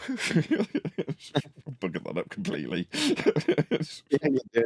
You can't have horizons on globe darts. I'm sorry. You could just quit right now. It's already over. You already probably train wrecked himself earlier in that, though. Most likely.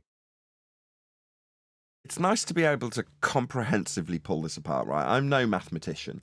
And if this guy was to challenge me in almost any other area of mathematics, he would get the best of me very quickly.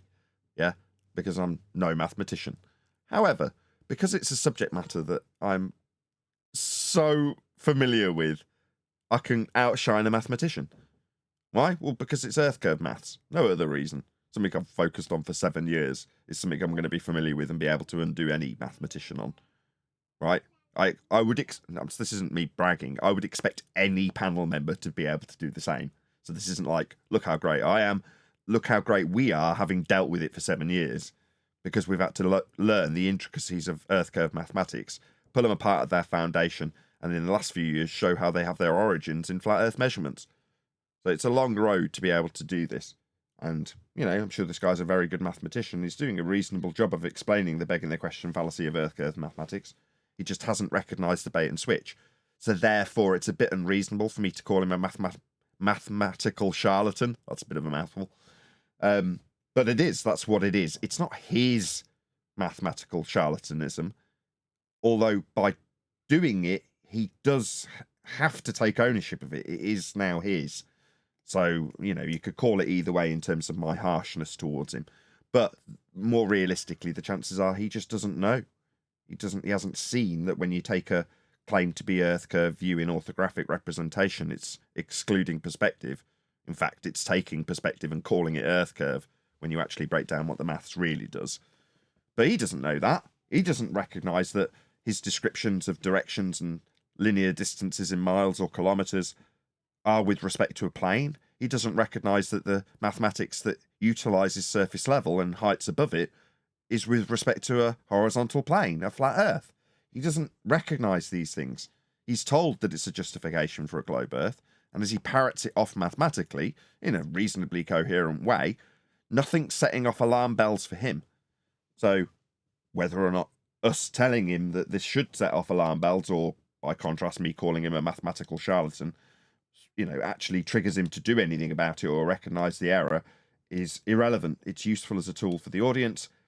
However, I would like some YouTube love with a YouTube hat on.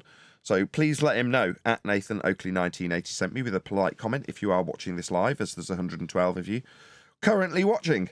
So please leave him a polite comment and just let him know that we've responded to his video. And if he does happen to listen to this bit, I'm using you as a teaching tool. I have nothing against you and don't frankly care if you are a mathematical charlatan. You do know that you're doing this bait and switch with the orthographic representation of earth curve maths when you describe things getting too small to see and call it an earth curve hill, debunked in 2020 by the Black Swan. But please let him know at Nathan Oakley 1980 sent me with a polite comment. There is a link going by in the live stream chat. The hope being he'd put a link to my video if he was to do a response. Maybe, chance would be a fine thing, he'd do a response and say, I can't believe it, I didn't realise that when I put the world in orthographic view and show the side of my own head and use surface level, I'm actually just measuring a flat earth and claiming that earth curves below the surface in orthographic where there's no perspective. But yeah, hopefully a few of you will actually leave him a comment and he'll toddle along and give us his reaction like yesterday's videographer with ha ha ha ha ha. Maybe this mathematician's got a bit more about him. We shall see. Hopefully that's given enough people time to actually toddle along. We'll do a couple more minutes as that's all there is left on this video, and then we will round out this live stream and ask people to stay tuned if they're watching on an after show. Earth just became the size of Uranus, more than 63 times the volume of Earth. What if we only... Sorry, these volumes of gas giants in sky vacuums are not only a violation of the second law of thermodynamics, gases don't clump together in vacuums, they disperse into them. Furthermore, the Keplerian and Huygens-based extrapolations of distance are also, as the guy found out at the beginning of this live stream, flat Earth measurement based in origin. So you're not going to give me distances. Yep. Go ahead.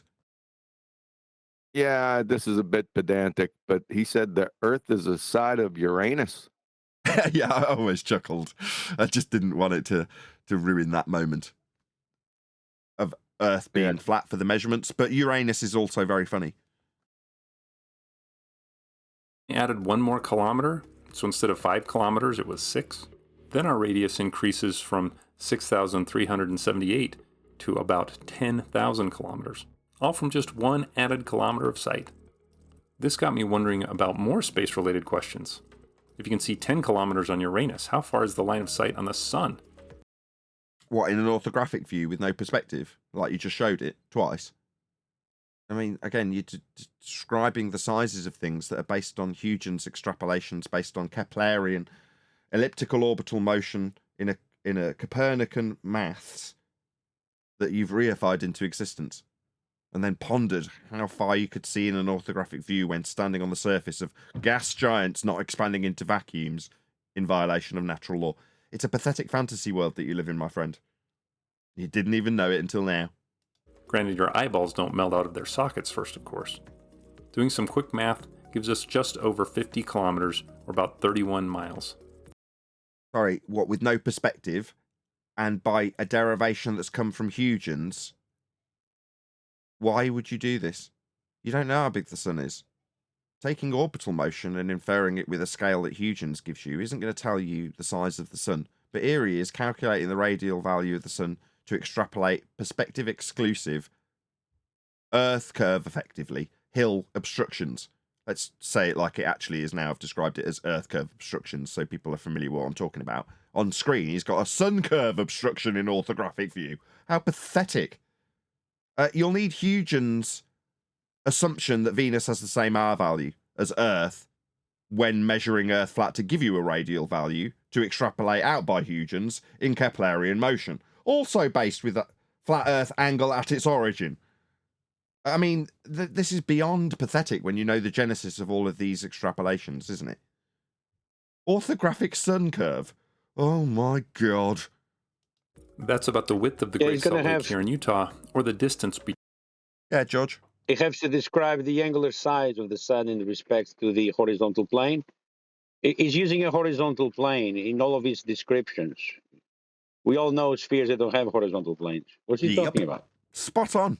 Yeah, exactly. It doesn't matter if he's using the observer's height in feet from sea level on Earth, or an orthographic sea level, sun level, plasma sea level. What are you babbling about? It's just so nonsensical. But he will need a flat plane for it, George. You're absolutely correct. They all have their origins in flat Earth. Between Baltimore and Washington, D.C. Or flat sun in that case, but it's so bloody absurd. Tell us in the comments what landmarks near you are about the same distance. So now we know why these boats disappear. I don't know. He said landmarks. Well, the landmarks are pinpoint with ground positions, aren't they, on the Cartesian system? Yes. Uh-oh. Yeah, you'll need a flat Earth for that too. So fast over the horizon.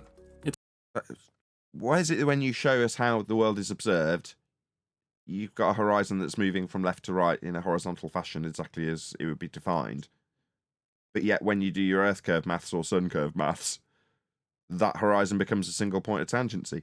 I mean, it makes no sense. You'd have to have a flat plane to derive the Dingleberry sun or Earth below a plane of reference to give you these mathematics, but you are obviously unaware of that. Math the world. Hopefully a few of you have let him know I've sent you along. It's not the Kraken. Our Earth just really isn't... Sorry. You keep on whistling past this. He keeps on saying horizon. I say again, how do you have a horizon on a globetard? You don't. Right. Yeah, the horizon by definition is horizontal. Can't have a horizontal plane on a sphere again. Isn't that big? Or maybe we're relatively small compared to Earth. Just don't tell my wife that. She doesn't like short jokes. Thank you for watching. Please subscribe and share our videos. Alternatively, let him know at Nathan Oakley 1980 sent me. Your video did get shared, Math the World. Thank you very much. It's not like we haven't covered it before, but it's always nice to hear a new voice, if nothing else. So jolly good. Yeah, maybe you'll do a response video. You never know your luck. We all enjoy that. Thanks, Brian. Not that you even showed up for it. I'm tired of them saying the word horizon. I'm with QE. Yeah, stop using these flat earth words. How dare you? Any more for any more? It was nice. Well, it was nice They're to see the flat and the circle around it, and someone was just like that. In the chat, TB, he was like, "Those are so many flat Earth measurements," and I was like, "It's like you just said, Nathan. It really is like 2 + 2 = 5. It's like you're looking at the flat, and they're looking at this round thing around it, and you're like, but that's what we're on, and they're like, well, that's what we're on, and it's pretty glaring." Yeah, once you see it, you can't unsee it. That's right. If that's what we're on, then give us the measurements of the globe. Oh, they would be flat Earth measurements. I'm sorry. Precisely. Yeah, they'll give you measurements of a circle. Yeah, with respect to a horizontal plane of reference. With that, I'm going to say, if you are watching this on either Nathan Oakley 1980 or Nathan Oakley Programming streams, then stay tuned as there will be an after show. If you're watching live, be sure to tune in to QE Live, which will be later on at 7 p.m. UK time, 1 p.m. Central Standard. Once again, stay tuned if you're watching on an after show.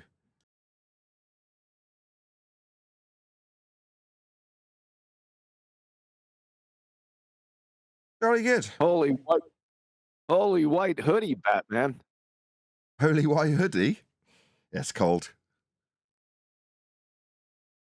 What's that emblem you got over on the right-hand side? Is that a square and compass? It was hard to see. Yeah, I think so. I haven't really looked at it. My wife got it me. Yeah, it is. Yeah, it's just a compass. Yeah, it is.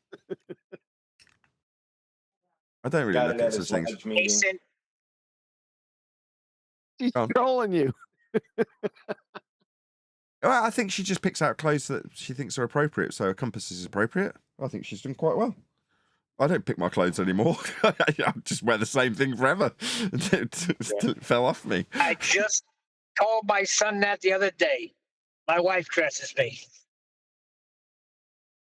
Yeah, same here. Do you have any bleach? You're gonna need it. My wife uses biological biz. Biological biz? What the hell is that? The hell is that? Just made it up.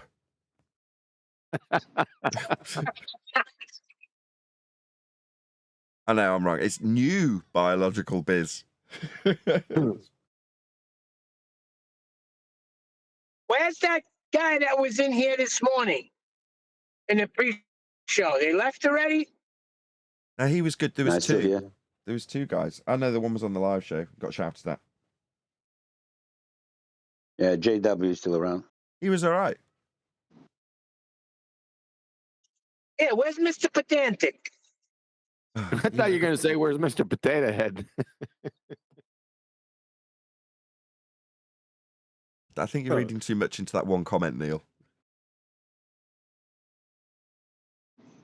No, you all here. You laid it out perfectly, and you're going to say something like that?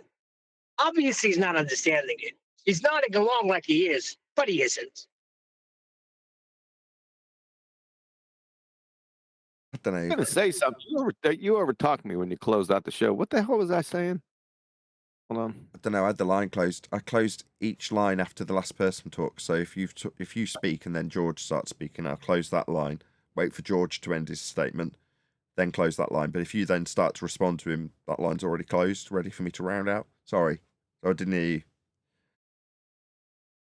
I think I was going to say the guy's a presuppositional kleptomaniac. That's what all baltards are. Evotards too, but all baltards, they're still stepping in it immediately. So they're presuppositional kleptomaniacs. First They're, lesson. they're using my. Say again. First lesson you taught me. Really? Yeah. Huh. Okay. They always beg the question. Well, they're using my worldview in a feeble attempt to debunk my worldview. Yeah, they are, aren't they? They same. Yeah, you said that about creationists, not creationists, about that debate. But exactly, they're using a flat Earth to debunk the flat Earth. Isn't that nuts? Yeah. Presuppositional kleptomaniacs. That's what they are. I thought it was valid. Boy, that schooled you on that. No, I brought it up, and then Kiwi pointed out the principle behind it. So it's great to just say these things. They sound great as buzzwords, right? So when Validation Boy said it, it had a great ring to it, but it didn't have an explanation behind it. And Kiwi was like, he didn't say that, I did. And then explain why, which is far more important than just, wow, that sounds great. Who said presuppositional kleptomania? He didn't say No that. one He did. said all globe claims start with the presupposition of that the Earth is a globe.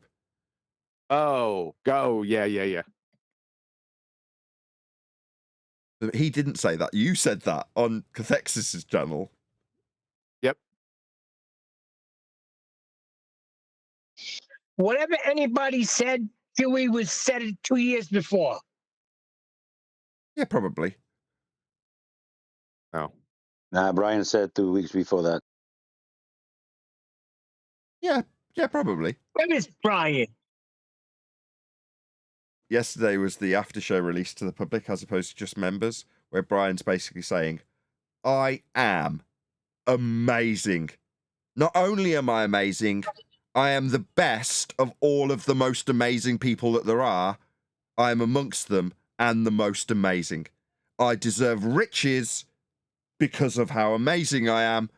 I deserve nothing less. That little speech that he gave was released yesterday on the second channel. Really? Did he say that?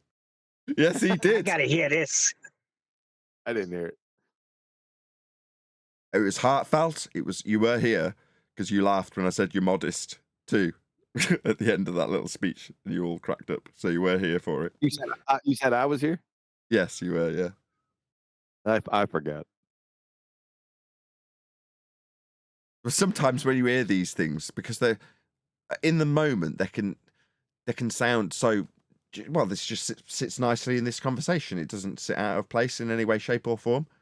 But when you hear it played back in isolation, you go, "Ooh, this can have a very different context put on it, can't it?" But go ahead and play it. I don't know. I'd have to dig it out. It'd take me too long. Really? Don't know where it is. It's in a long show. It was the one about mass power. What the hell's going on? I'm not a member anymore. What is this? Only for 1 month? What? Huh? He's at the mattress shop. He's moaning about the sale time. He's missed it by a day. Somebody's got to buy me a year membership. Because every time somebody gets me a membership, it's over in a month. Yeah, that's how memberships usually work if you don't keep up the subscription fee, Neil. How do you get those memberships, by the way? You hand over money. I'm gonna tell you how. No, when somebody say they gift 10 memberships, if you're on the show and you're the first 10 people to say something next in chat, you will get a gifted membership. What was the rate limiting step in that, Neil? So you have to shut up. So you have to say something, and you have to post a message in chat. You don't click on anything to get it. Kiwi's you have to have whistling your past that. Hold on. Kiwi's just whistled straight past that rate limiting step that I mentioned and was ignored. Yeah. I'm asking a different question. So I'm asking what Neil said. So when people gift memberships and you're in chat, how do you get the membership? You could just hit a letter. and send. You get and send it. If you're within that first 10 people, you're going to get gifted a membership as long as you gift. You allow gifts. There's a thing that allows you to get gifts, and you open that up. Where's all this stuff at? You hit a letter. What? In the chat, let me break it. Let me just explain to him because it's getting painful. So you're in the chat, and somebody Goldie gifts a membership. Shout out to Goldie for the rate limiting step being fulfilled, right? Then you just press the letter K in the chat and press enter. You will get gifted that membership if you were the first person to send something after the gifted membership appeared in the chat.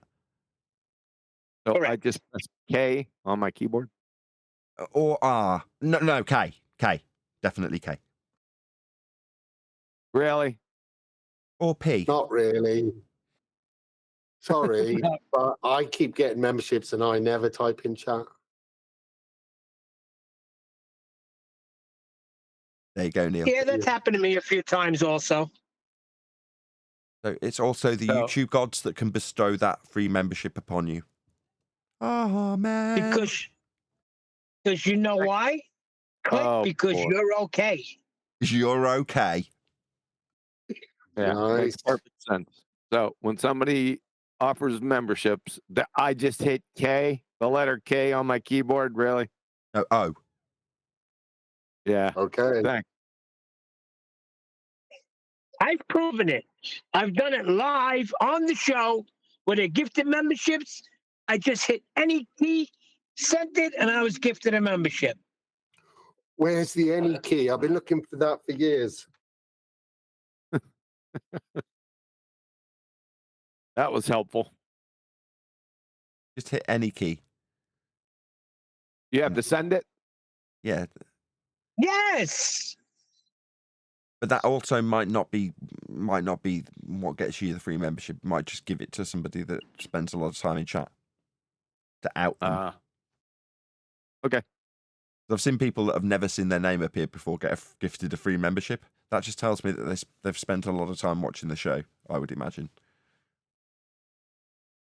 So there's various ways.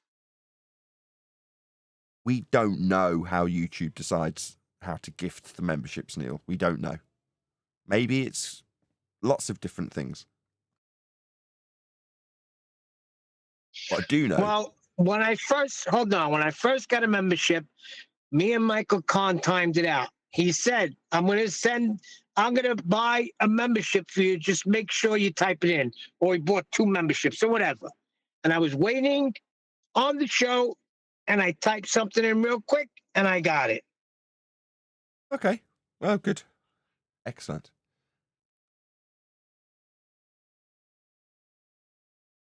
Shout out to all the people who give free memberships. Thank you so much. Now, where the hell is Mr. Pedantic? Well, you know what you're missing? I've edited 4 videos from Omi. Although you were there when I recorded them, Neil. Yeah, but I like watching them back. That was a lot of fun, too. Yesterday, you opened up, you said, okay, I'm going to open up a Hangout. So I sat there for 10 minutes. Nothing. Just fun. At 8 o'clock. So I said, I'll open a Hangout at 6. And if Adam's available, he'll join. So I waited till about 7. And then he messaged me saying, I'm not free today. And I was like, no worries. So then I just closed the Hangout. But then, 2 hours after I said I'd open it, you pop in, so to speak. Hold on. Wait a second. So I thought that was the link for today. And I'm spending 20 minutes saying, why ain't they letting me in? Until I looked and it said 12:21 p.m. Yeah, because it would be bottom of the list. Yeah, that makes sense. Oh, well. No harm, no foul.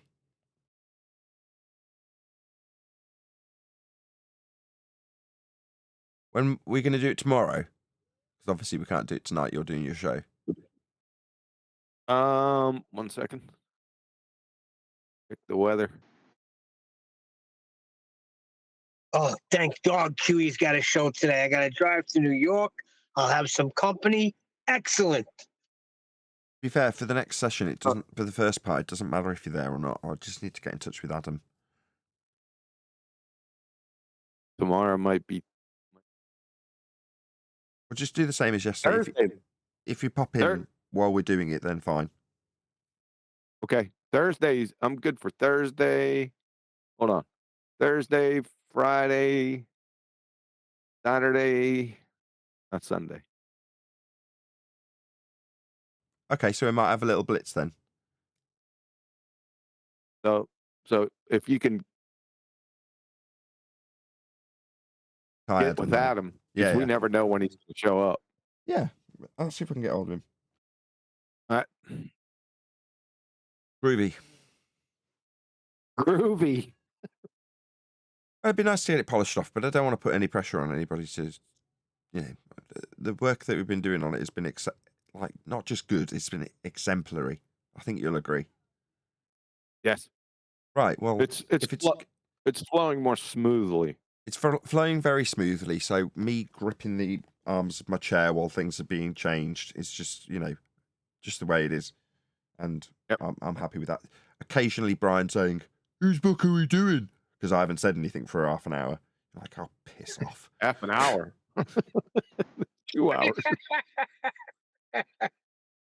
And we did that the other day, right? And he said that, and he said it twice. He got the joke, and he got a laugh both times, to be fair to him, right?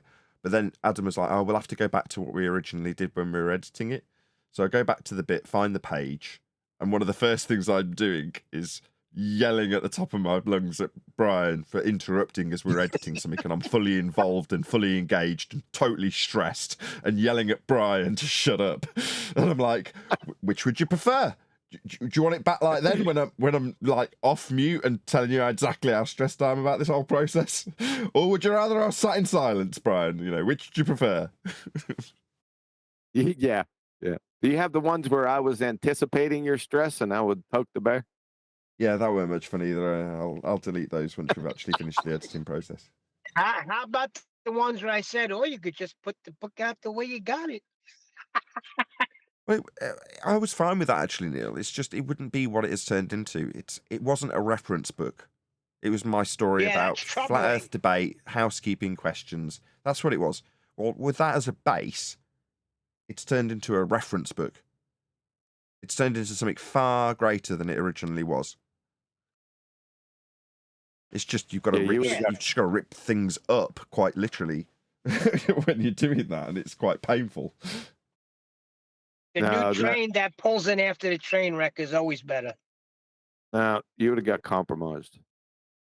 There were errors in there too, but yes, that they needed ironing out. There were certain errors in there too. I'm not going to pretend like there wasn't. Yeah.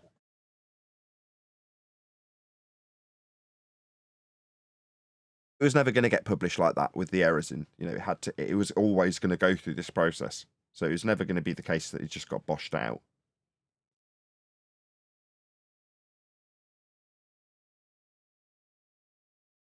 Although there was a stage that the publisher was keen to do that. As you'd expect, right? They just want to get it out and published. No, the guy's a lovely guy and all that, but you know what I mean. That's not a good thing, right? He wasn't in flat Earth debate. He was just being told he might. Is he a flat earther? Yeah, definitely. Yeah, but he wasn't up to date on the flat Earth debate, and yeah, it wouldn't have turned out well for you. No, but for him, as I say, it was always going to go through this process, so that was never a major concern. It was in the respect that I knew it was going to get stressful, but aside from that, it wasn't like let's avoid this stress and just bosh it out. That was never going to happen. So you were always of the mind that I can't remember exactly how it went. I could just remember how it actually went down. So you had the idea that we were going to review it anyway, correct? Yeah, so 10th and I had discussed it in that way. So we were explaining it to Chuck, going, no, this is going to go through the mill, like thoroughly go through the mill. So great that we've got a base, but it's going to go through everybody else first. And then it's going to have major changes done to it. But 10th had made Chuck acutely aware that what we got when you started looking at it was what we needed to be like. Well, yeah, we could just put this out in theory, So you can see that there's a very solid base to start working from, with a story and a flow to it. Now, obviously, that was the most stressful bit, when you break it apart so much that the flow is all lost. And you're like, oh God, how are we going to piece this shambles together again? And you've got loads of chunks of information that are all great and all referenced, but you're like, it isn't the flow that it had, even though some of it to have that flow wasn't correct, just literally was wrong. You're like, okay, but you've now got to clear up all that mess that's lying everywhere and turn it back into a beautiful river. But in the meantime, there's water absolutely everywhere. There's rubble everywhere. The water ain't flowing. Everyone's moaning. That's how it felt. It doesn't at the moment. It's looking it's looking really good, actually. Wait till it comes together, man. You're gonna be chuffed.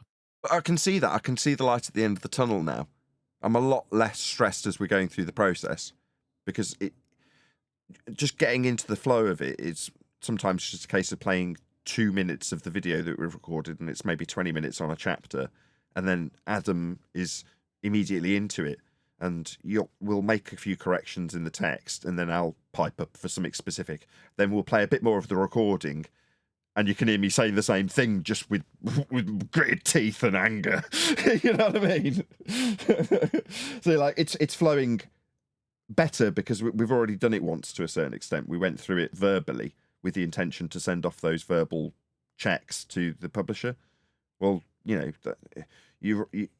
we have already mentally processed a lot of this already, so I can see the end of the tunnel. Do you know what I mean? It's hard to explain.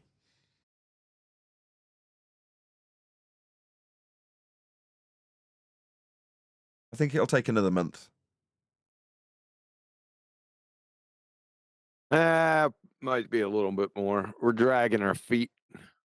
If we continue to drag our feet in the way we have, it'll be a couple of months. But if we have a little blitz, maybe a couple of days or 3 days this week, then we'll get it done by the end of the month. In other words, within a week or two, we'll be into the let's go through it from start to finish and make final amendments, as opposed to, right, let's rip this out, shove this to one side. We might salvage some text from that. Let's rewrite this entire chapter.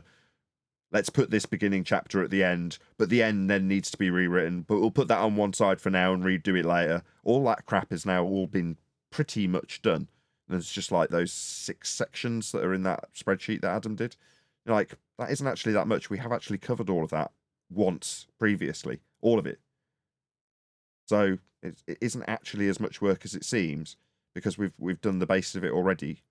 And the base isn't necessarily the rewriting, it's the thinking about what we're going to do with it, which was discussed at length for hours and hours and hours and recorded, but then eventually condensed down to the point where, no, this is the actual useful changes that need to be taken from that discussion. But it's the thinking about it, isn't it? It's discussing it and going, what actually needs to be done here, and arguing with Brian and Eli and telling them that's the process. Yes. It sharpens your skills too, because of those topics that we don't go over every day. We go highly in depth with them. There was a couple times that people would come on and say something about a topic, and we had just went over it, and you guys just went off on them because y'all had all that knowledge at your doorstep. Well, exactly. That's another reason I'm bigging up the book so much, because of the practical application that I've witnessed both myself and others around me do when we've been editing it. That is to say, couldn't have said it better myself. You go through something that we're editing on the book, and we're like, well, yeah, we've got a citation for this. Let's get a better one with a better name above the door. So we go looking for it, and as we're looking for it, we're discussing all of the different citations and their merits. But that's all. I'm getting goosebumps just talking about this. The end result is a hyper-specific reference that is so tuned to the point that's being made in the book that it could only ever be reused by someone who read that. You go, oh, that's perfect. Yeah. I'll use that. And you're like, yeah, you better. It's been pondered.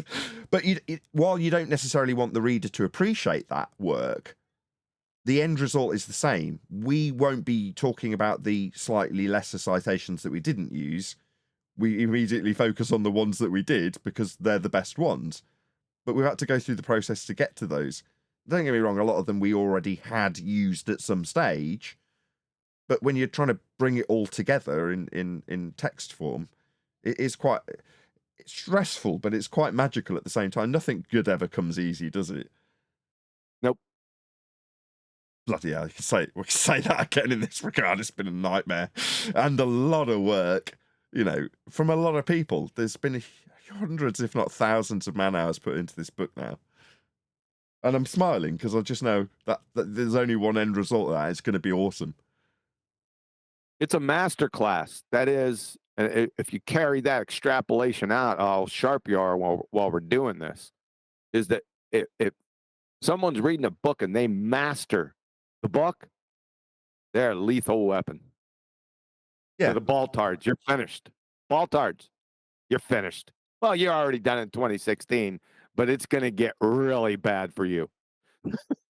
Yeah, and there's academic aspects of the way it's written, thanks to your input, that will appeal more broadly to a wider reach of audience that are reading it, or whatever, readers.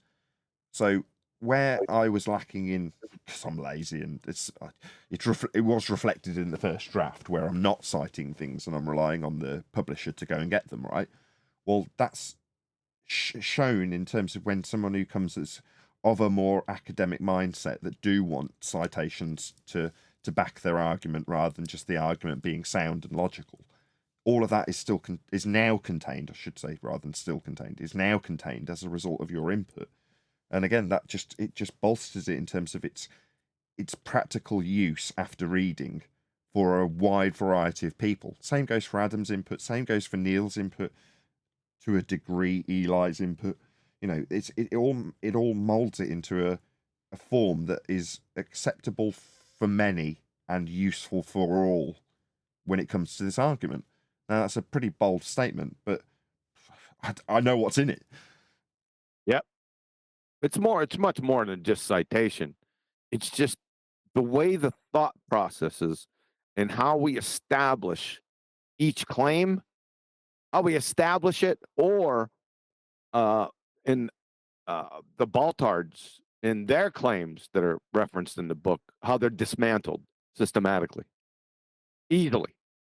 So some a little bit more complicated than others, but we're trying to take the complication out of it. Well, that will be on the second read. So that's something that level of refinement will come when we go through it again after it's all been put back together. There are certain aspects of it, especially the bits that Brian was involved in, where they're just too long-winded. In other words, they can be pared back. There are certain repetitions of examples that can be removed and refined into one. But that'll be on the second read through once it's good, but just could be a little bit more concise. Yeah, we're not going to tell you again and then tell you what we told you. That shit ain't going to make it. It's not necessary in a book, is it? It's not like verbal communication when you've got it written on the page. Right. But that's how it's been written, That's how we do it verbally, so that's how it ends up getting written, with a bit of redundancy. The difficult part for the fourth time that I found with it is I couldn't remember, because a lot of it is redundant, but it needs to be in one topic would discuss a certain aspect of that topic in depth, but that different aspect of that topic would come up again. And sometimes it needs repeating with that specific header topic. You follow what I'm saying? So it was hard to keep track of, I think we did under one topic, and I can't remember it specifically, that it showed up 3 more times in other topics in the book, because there's some cross coverage. So yeah, I guess we'll figure that out. But it has to be in the chapter, so we'll have to adjudicate that when we go through the second read. Well, as you're reading something, once you get to the second read through, once you're there, you can say, no, I've already got this concept cemented in my mind at this point, therefore this is redundant. But you can't assess that until you're reading through it as a whole. Yeah. You don't know. Right. You might have cemented the idea conceptually. So if you're talking about Earth curve mathematics and the inference, once you have begged the question of sphericity, That is to say, you taking the standpoint of Black Swan, you might then move 2 forward in chapters and talk about the horizontal plane of reference that's being used to derive eye height or something like that. You're like, okay, so we are going to, in both instances, go through aspects of Earth curve maths. So there is a potential to have redundant information if it's further along the book. But like I say, you don't know if it's redundant until you've read through the first 2 chapters and gone, no, actually, now that the chapter about Narnia's come in between, this does need repeating. It's not redundant. Yes. The redundancy is back to back, right? We'll just have to get a feel for it because in most cases, what we're calling redundancy isn't really redundancy. It's needed. Yeah, I think so. I don't know until we read through it in full. Yeah, and that'll be at least a month, I think. You know, I can't hear anyone. Okay. Where am I? Are you? Hello. Oh, that's me. Well, sorry guys, sorry Sorry, for if you can interruption. hear me, I If we shouldn't be interrupt the talking. conversation, Hello. Nathan, we have a new member. Where's my mute? Hello. Flying gear. Hello. Yeah, you're here, bro. I can't hear anything. Hello. Come back in. Ah, hello. Hello. Hello. Yep, I can hear QE. Hi, guys. Hello. Hello. Hello there. Hello there. Yes. I was just speaking to Righteous. Hey. So hi guys. I'm Just not righteous, bro, but it doesn't matter. Oh, sorry. Sorry. I don't know where the mute button is, so I might be talking if everyone tells me to shut up. I don't know how to mute myself. That's not going to turn out well for you. Yeah, I know. I've been listening for a while. I know how it turns out. Guys, just a quick one. Obviously, love the show and all that kind of stuff. But one thing that you was talking about. Sorry. I said you said love the show. I said me too. But go ahead. I'm sorry for interrupting you. Oh Please. yes, that's okay. One thing you guys have been speaking about recently on a show a couple of months ago was how they use their flaws in the globe and they put it to us as a distraction for us. Yep. So like, where's your edge? When it's actually the globe that's got the edge, their edge is everywhere, right? But they ask us where our edge is.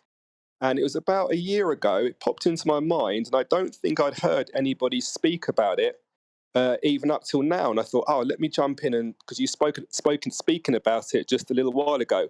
And basically it was the upward moving Earth.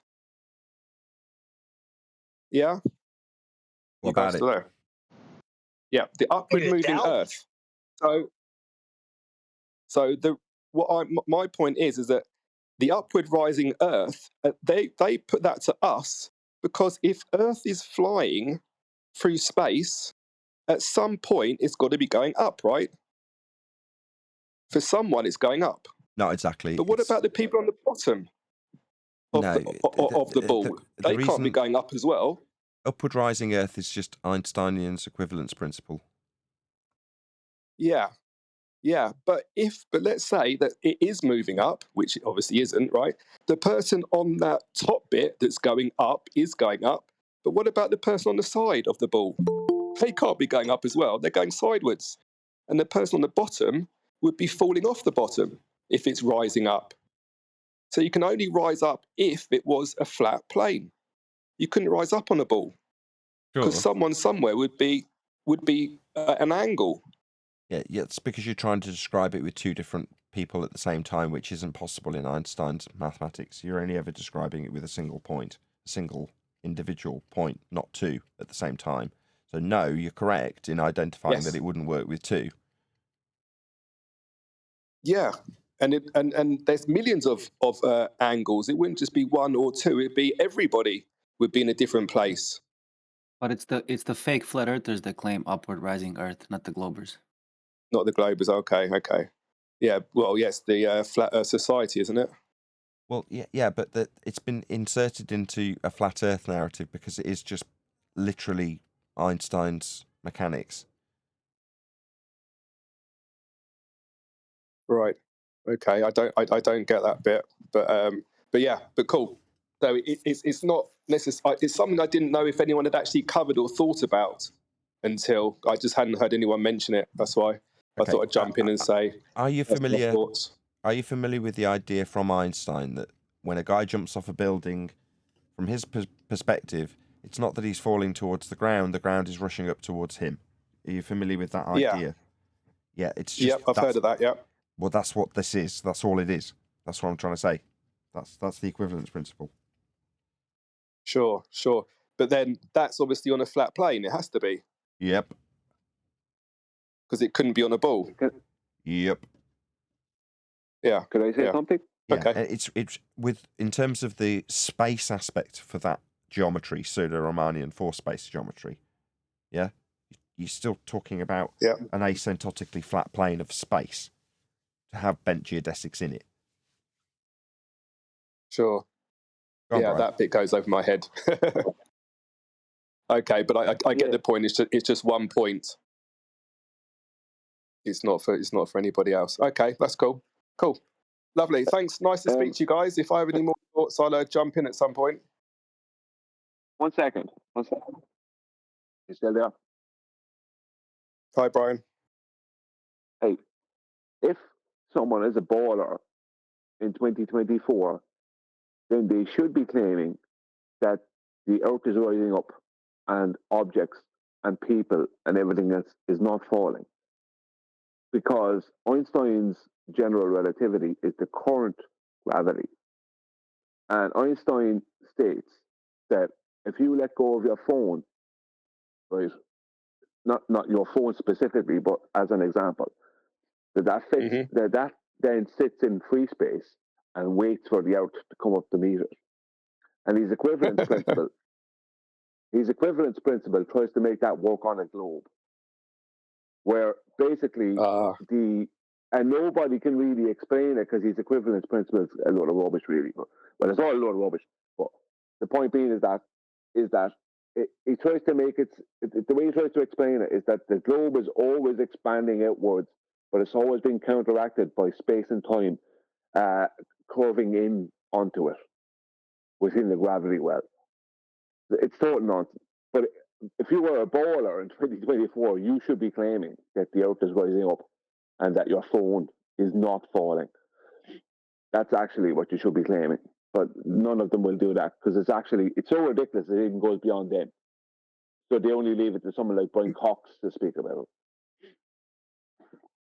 Yeah, but then if someone, just for example, if someone's on the North Pole and they are going up, what about someone on the southeast or south or southwest?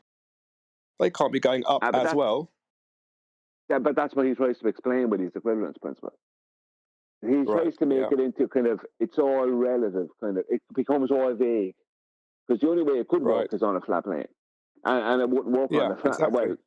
Well, but the only way it could work would be with a flat plane. So he tries to make it into a vague thing. That's what he tries to do with his equivalence principle. But there's still nothing falling within his paradigm. There is no force of attraction between masses, so your phone is not being attracted towards the surface of a globe out. Because there is no attraction, there is no force in his mathematics, in his general relativity. You can only account for one claimed mass at a time. Yeah, as Nathan said, just 1 point almost. One mass. Whatever mass is, but that's the term he uses. Right. Okay. I'm not gonna pretend I understand all that, but it's not but for thank you to Thank you for the explanation. It's intentionally complicated and nonsensical and operating in a dimension that doesn't exist, so that when you come to try and ponder these things, that's the idea. You go, that's the idea. Oh, it's so complicated. Somebody out there smarter than me understands it. You're like, what's to understand? It's an invented dimension. Yeah. Just like when you was at school and the teacher says, "Do you understand?" and everyone says yes, and I'm thinking no, and I'm thinking, does everyone actually understand this? And probably most of them didn't understand. Well, I'd imagine it's most people don't understand half of it. technically nobody understands it because it makes no sense. So it's not possible Exactly, yeah. to understand something that makes no logical sense. You can't. That's a good point. Exactly. Yeah. I feel a whole lot do- smarter now. Come on, Brian. Yeah, as Nathan said, you have people out there who will think someone out there who's smarter than me understands it. Like, so you expect Brian Cox understands it, and he understands as much of it as you could possibly understand, probably. But that means he doesn't understand it because it can't be understood. It's nonsense. It's made up nonsense. Exactly. It's a Narnia load of nonsense. is more logical. Narnia is more logical. Yeah, and more believable as well. Well, it's closer to reality, if you know what I mean. Yeah. Well, I don't know. Narnian pseudo-Riemannian geometry is the same as Einstein's. You know, they travel on a geodesic when they go through the wardrobe. Did you not know that? Maybe it's which wardrobe? I don't know that. The wardrobe in Lion, the Witch, and the Wardrobe. That's why they come back the same age, because they've gone backwards along a geodesic. Obviously. There's two wardrobes, though. I'm not sure which one you're talking about. It could be one going somewhere else as well. But yeah, no, I get your point. At least there's a wardrobe. Okay. That's something in reality. Perfect. Okay, thanks, guys. Thanks for that. As I say, love the show and keep up the good work. It's mostly Brian. Lovely. Brian's Cheers, the guys. greatest. Okay, I've got to run. See you later, guys. Take care. See you later. Did you happen to listen to yesterday's Uncut and After show, Brian? No, Nathan, I didn't. I only came in and complained for a few minutes and went off. Oh, you might want to have a little listen to yourself on it. The great Mike. Can I have one? Great Are you Mike. talking to me? Yeah, I'm talking to you. You sound like you're talking into a friggin' soaked pillow. Right. Well, that's because I was asleep. Makes Yeah, that sense. checks out. Go on, Nathan. Nothing. You were telling everybody how wonderful you were in the video. You're fantastic, and everyone should appreciate just how fantastic you are. I wasn't saying that. That's for sure. You absolutely were. Yeah, it's not a good look. It was fine contextually, but I happened to just tune back in to the Uncut and After show at the point that you started saying how wonderful you were and that you deserve riches for it.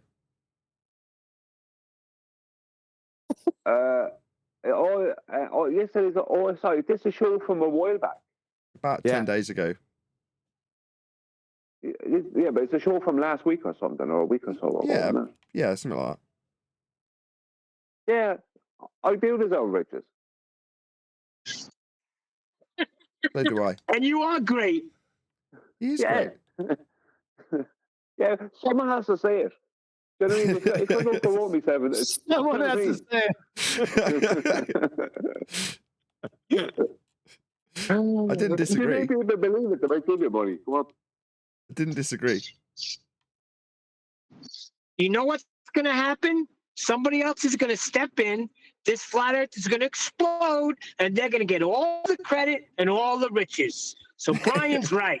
Somebody has to lay the foundation down now. Then we'll be like 80 years old going, we were the ones who pioneered this. That's not going to be how long. The same way, Neil, isn't it? Like the same way as they will, they can make a movie about somebody and they'll have an actor playing the part, and everyone will remember the movie and remember the character, but they'll also remember the actor and not the actual real person. When they think of that, when they think of that, the person that the film is based around, they'll only remember the actor that played him. So they could easily just get an actor to play one of us. Just take all the stuff we say and just have that stuff. Get someone who can somewhat understand it and just repeat it, in public. And suddenly that person is going to be the person. You know what I mean? They just fill in a void with an actor. They could try and do that. I don't think that will work. I don't think that would work though, because when push comes to shove, that person, that actor, won't be able to support what they're saying. There are going to be things they're not going to know. So no, that won't work. Right. Forget it. Scrap that idea. Okay. I'm sorry yesterday about Nathan. Nathan, I was giving you a hard time yesterday. I apologise. I don't remember what happened yesterday. Why? What were you giving me a hard time about? Did you get a question? Did you get an answer to your question, Brian? Probably not. I'll just check actually. I have a mail. No, not so far.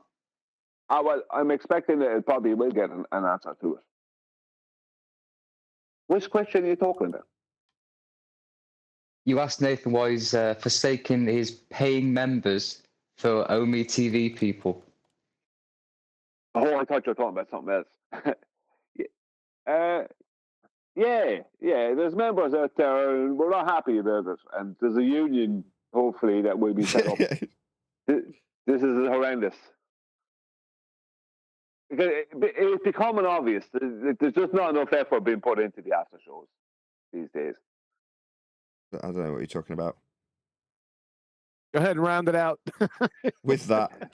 Hey, hang on. Yeah. Hang on a sec, because that's my reaction every time. Did you see what I sent to you, QE and Adam?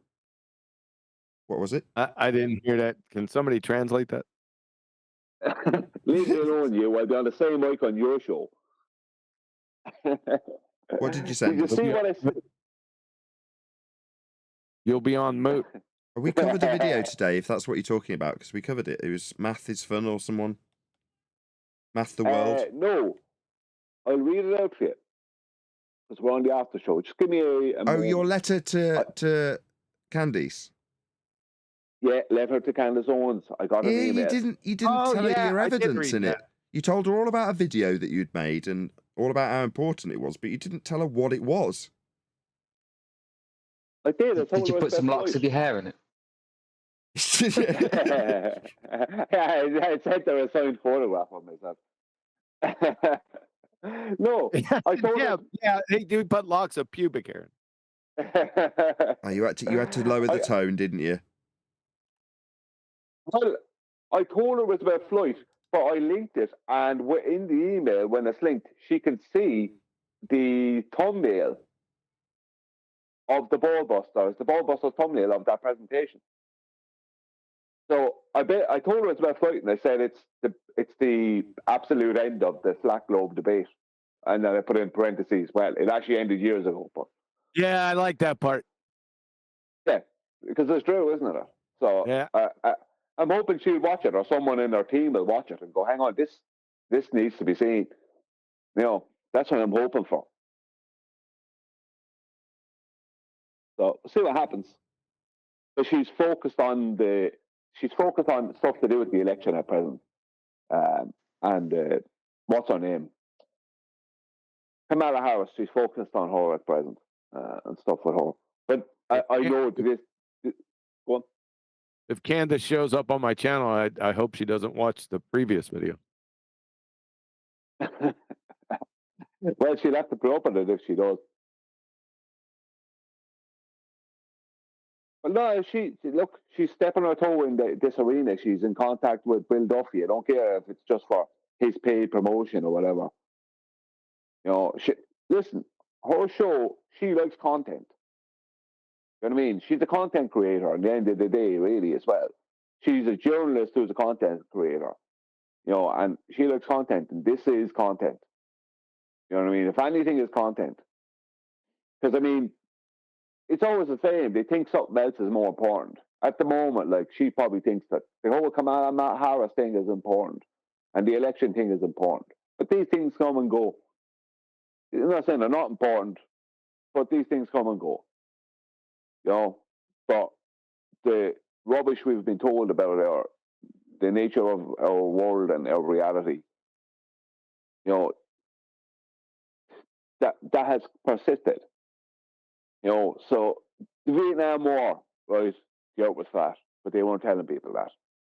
You know, then the first Gulf War, the Earth was flat, but they weren't telling people that. Yeah, No. she isn't going to like the content of me ripping her a new one, though. I don't think. She wants. Well, she's only getting the Ballbusters presentation, so she's not going to get that. And she'd have to put up with it if she doesn't like it. But she didn't do it. You didn't do like she didn't even get it that bad. She And did that, on the that was just previous honesty. show. Yeah, she did. She did by me. Yeah. Yeah, but that's what happens when you're messing around. Yeah, that's exactly what happens when you're pretender clowning. But that's not the same video you linked. It was the couple shows before that. No, it's just the Ballbusters presentation is all I think. And I like the one I mirrored because there's so many comments on that video. She could see the ballers and their behavior. And in the pinned comment, there's a video I made as a response to their responses. So everything is right there, and she can go straight to the Quantum Racer channel through the Ballbusters because that's going to link straight to that. You know, so she has no hassle there. But yeah, see what happens.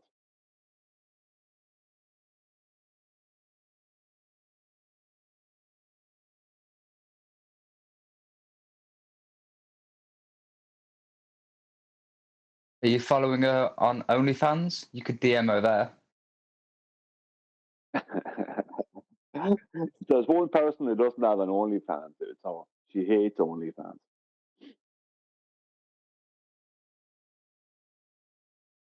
No, look, if there's anyone going to talk about it in the mainstream media about that presentation, if there's anyone going to do it, it'll be her. Like, so who else? Who else could you go to? There's no one else. What's the chances of getting Tucker Carlson to address that? Or one of these other reasonably big people? You're not going to get it. You need someone like her. She, who claims to be a bit of a conspiracy, theorist. There you go. There's something. It's not conspiracy. It's just a fact. See what happens. If her team, one of her team watches it, it may, especially if they're a staunch Glober, it may put her off the trail, or it may generate. Go on, Kiwi. Yeah, they're going to have to hide this flight one because it's got the same kind of whoop ass as the gas pressure without a container because every Joe Snuffy and Betty Breadmaker, when they think about this flight issue, it's gonna come on them so quick and overwhelmingly that they're gonna have to censor this. They're gonna have to poo-poo this big time. Like I said, it's the more complicated proofs that aren't really that complicated, but this is right in your face. As a Kant Fogomirian, you're finished. You don't even need the flight data, right? Even though we got it from the flight data recorder, the pitch data. If this gets out, because I've used this, I didn't use it as an argument. I used it as more a suggestion. As soon as I mentioned flight, I mean, the not so intelligent people, I seen the look in their eye. You follow me? And people who aren't sure are downloading spirit level apps on their phones when they're next on holiday. Yeah, you follow me, Brian. This is one of those everyday proofs, like down in the mud, your ground roots type of proofs that there's no way out. And everyone has experienced. Most people have experienced flight, and as soon as they go back and think about it, just for a fraction of a second, it's over. It's over. Exactly. Oh. Exactly. That's like they are at present trying to hide it because I've had, like, I know, looking at the amount of views you have on your channel, and I know from the amount of views I have on my channel today that's been completely suppressed. How we know? No, I don't know what's happening with your channel because I'm not watching it. I just saw the views recently, and they were really low. Like that should be in the millions, right, of views at this stage. The one on my channel had the views taken off of it. It was flying up in views, and suddenly it had hundreds of views taken off of it. And I have more comments on my Ballbusters presentation mirror than I have on views on it. Right, so that tells you, and I had likes taken off it as well. So that tells you there's an active, there's something kind of there's some kind of an active scheme to suppress it. Because another thing that also supports that is my response video to the ballers' responses has gone past that, way past that in views and likes. It's like, now there's no way it could do that because I made that 2 days or 3 days later, and the presentation itself is the action. It's the juice. You know, my responses to their stupid responses, that didn't even need to exist, if you know what I mean. So it is being suppressed at present, and I put that into the emails. We are the most suppressed people on YouTube, and this is being heavily suppressed, this particular presentation. Because I don't care what's going to happen is if 2 people on her team get to see that, unless both of them are staunch ball cowards, and even at that, they're going to end up arguing.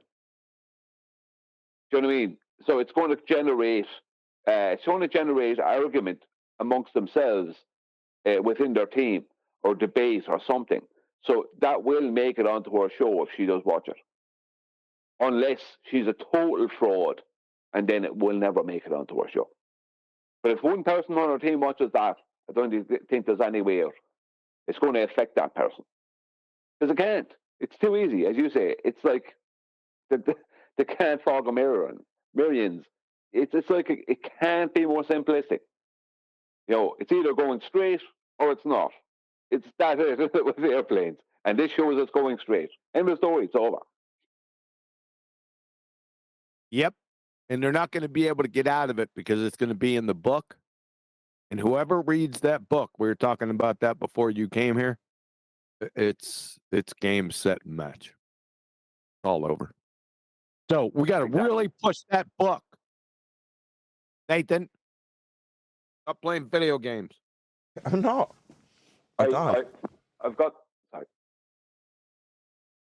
You already washing that hoodie? Yeah.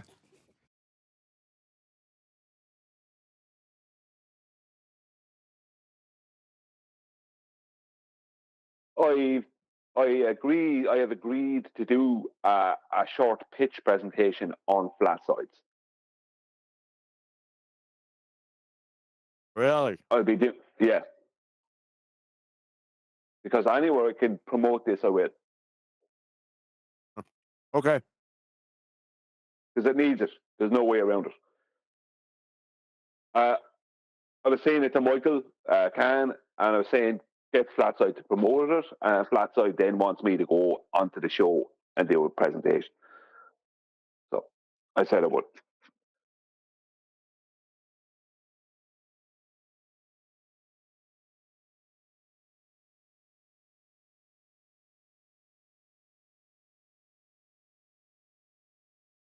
Good stuff. When?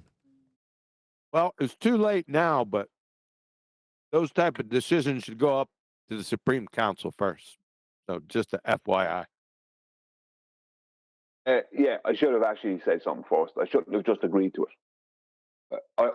I pushed it so hard with Michael, trying to get Michael to get Flatside to promote it, that when Michael came back to me and said Flatside he wants you to come and do the presentation, I just said yeah. Then I went, hang on a minute. What can I do? I should have actually gone to everyone else. I apologize. Well, don't let him boss you around, night. Brian. You do whatever you want, son. No, not in this situation.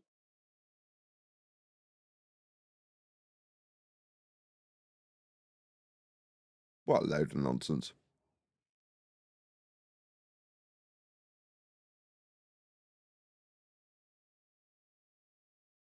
When is it then? Do you know? I'm hoping for tomorrow night. It's going to happen tomorrow night on his channel. I really didn't want to have to go and do the presentation. Really didn't. I was hoping just to get him to book, because the problem is that nobody's promoting this. It's not turning up on people's flat earth channels like it should be. And I'm trying to get, like, Flat Earth Banjo, for instance. That guy never shuts up about flight.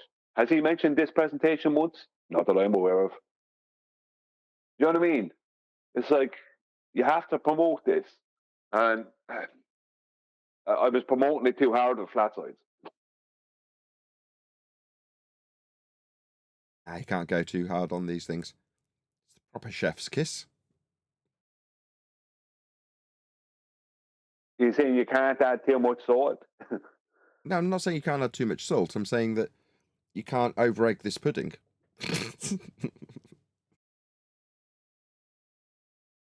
Well, the more people do it. See, my objective is the more people get to see this presentation, the better. And even was it Michael or Tinfoil Hatman said to me that there's people who watch flat sides who don't watch FED or Ballbusters. He said he has an audience out there, and some of the morons. I don't know. Sorry, they're morons. Look, let Brian tell us this, because after this is dead to me and you. So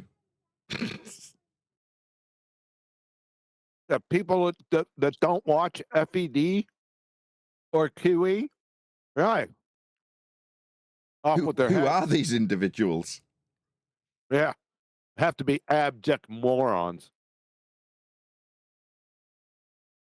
Don't think of them as potential viewers. Think of them as abject morons. Excellent logic.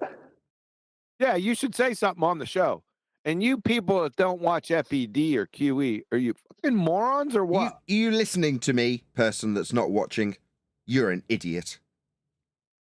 Yeah, exactly. If you are watching this, that ain't you. Listen, I don't know why there's people who follow flat sides and don't follow FED and Ballbusters and QE Live. I don't know why that is, but I know there's loads of people that watch with it who've never watched one FED show, and the same for QE Live, and the same then as well for Gerald and all these other people.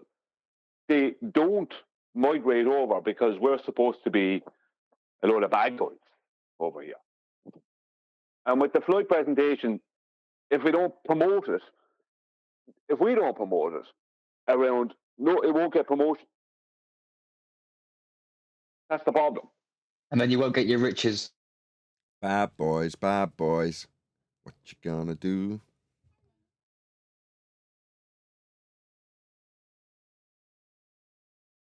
Yeah, the problem is that if we don't promote it, what will happen is it won't get promoted.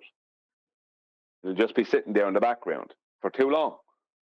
It can't be ignored forever because it's just too powerful. But no, it won't be. It's going to be a shining example in the book, so it's not going to be ignored for too much longer. Okay. Yeah, good point. Couple of weeks from now, Brian.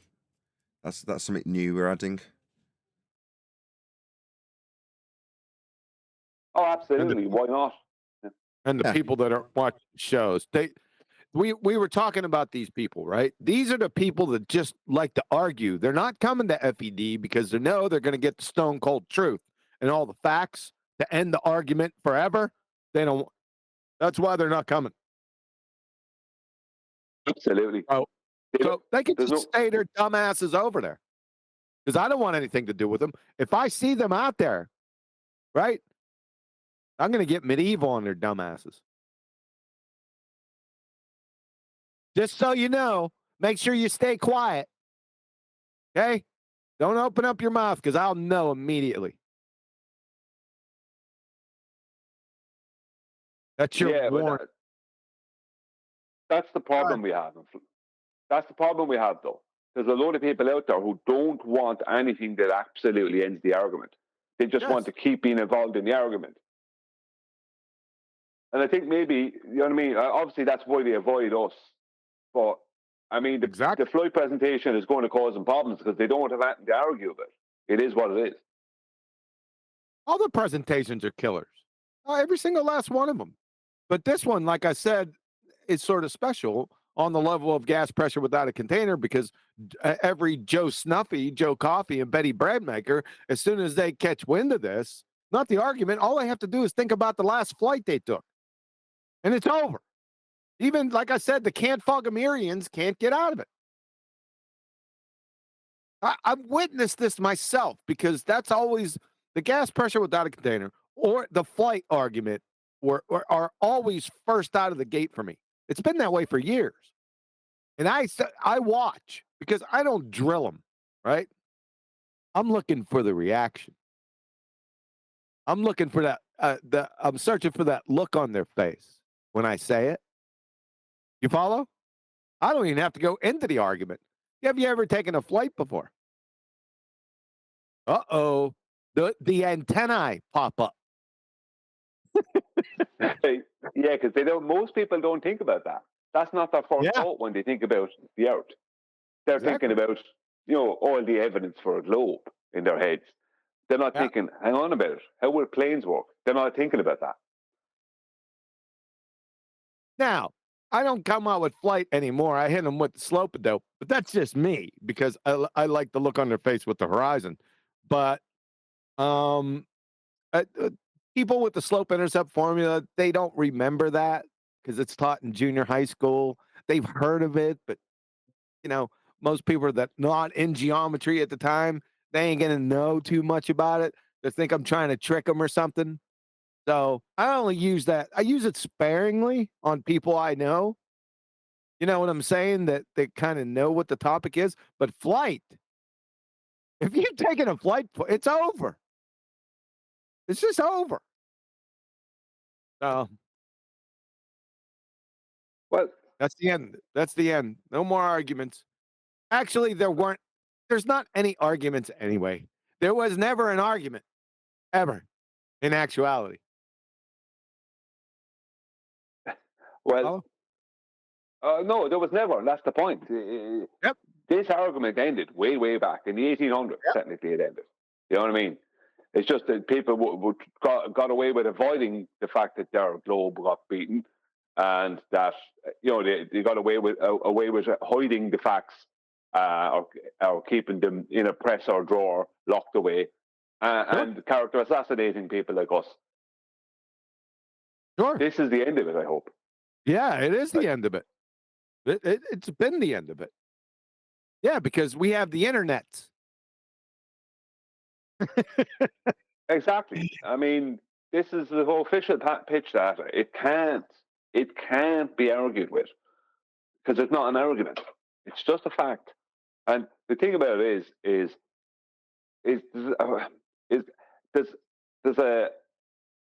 there's people out there who are, even your man Trevor Austin. Last night yesterday he sent me a comment saying that the gyro in let the mechanical gyro, right, that the horizontal gyro used for the attitude indicator is a special type of earth fixed gyro. It's like he's going. Say that again. Going in. Hold on. Say that again. Special type of what? Yeah. Special type of earth fixed gyro. Welcome to Flat Earth.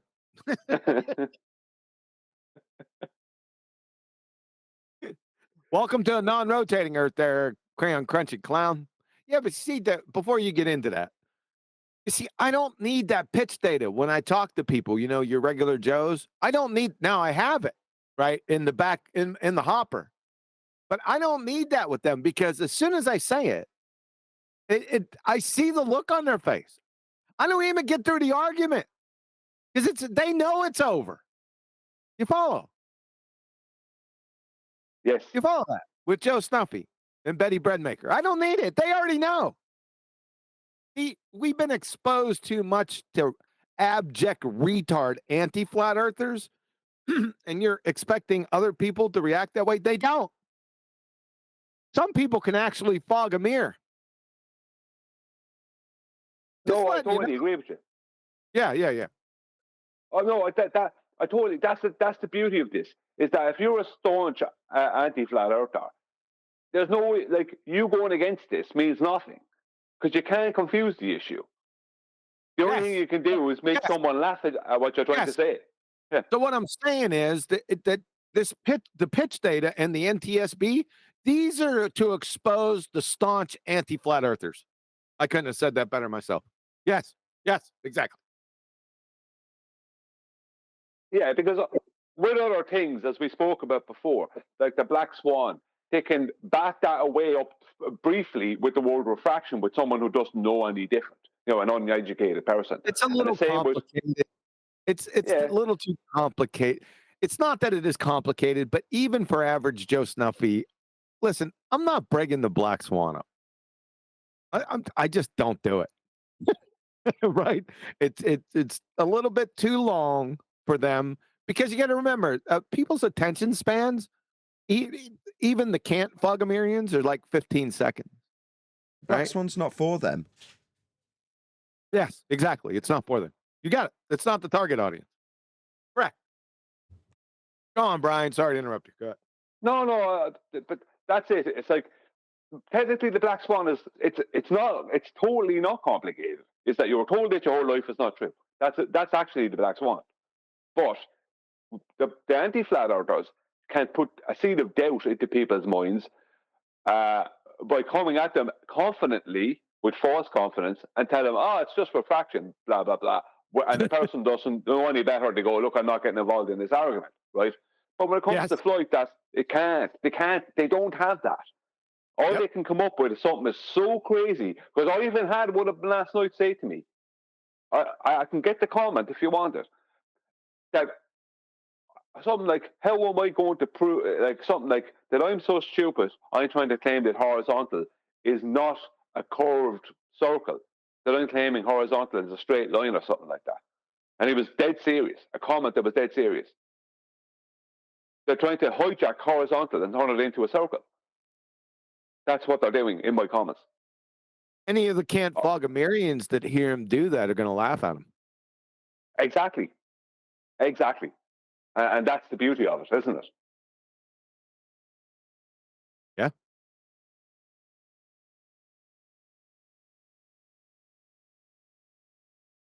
Yeah, when it goes in the book, we're going to have to put you off to the side, though. I think you ought to let me and Adam put it in. Oh, you do it whatever way you want. It's not my book anyway. You can put it in your book. Yeah, put it in your book. Yeah, because Like, put it on my paragraph. Oh, Neil is a paragraph. Excellent. I graduated from a sentence to a paragraph, but it's going to be a good one. Indeed. With that, I'm going to say another huge, massive, enormous thank you to both Discord and G Plus panels for making today's after show possible. And of course, a massive thank you to all of you for liking, commenting, sharing, subscribing, hitting me up on PayPal and coffee and all that good stuff. I've been Nathan Oakley, and I will see you all in the next video.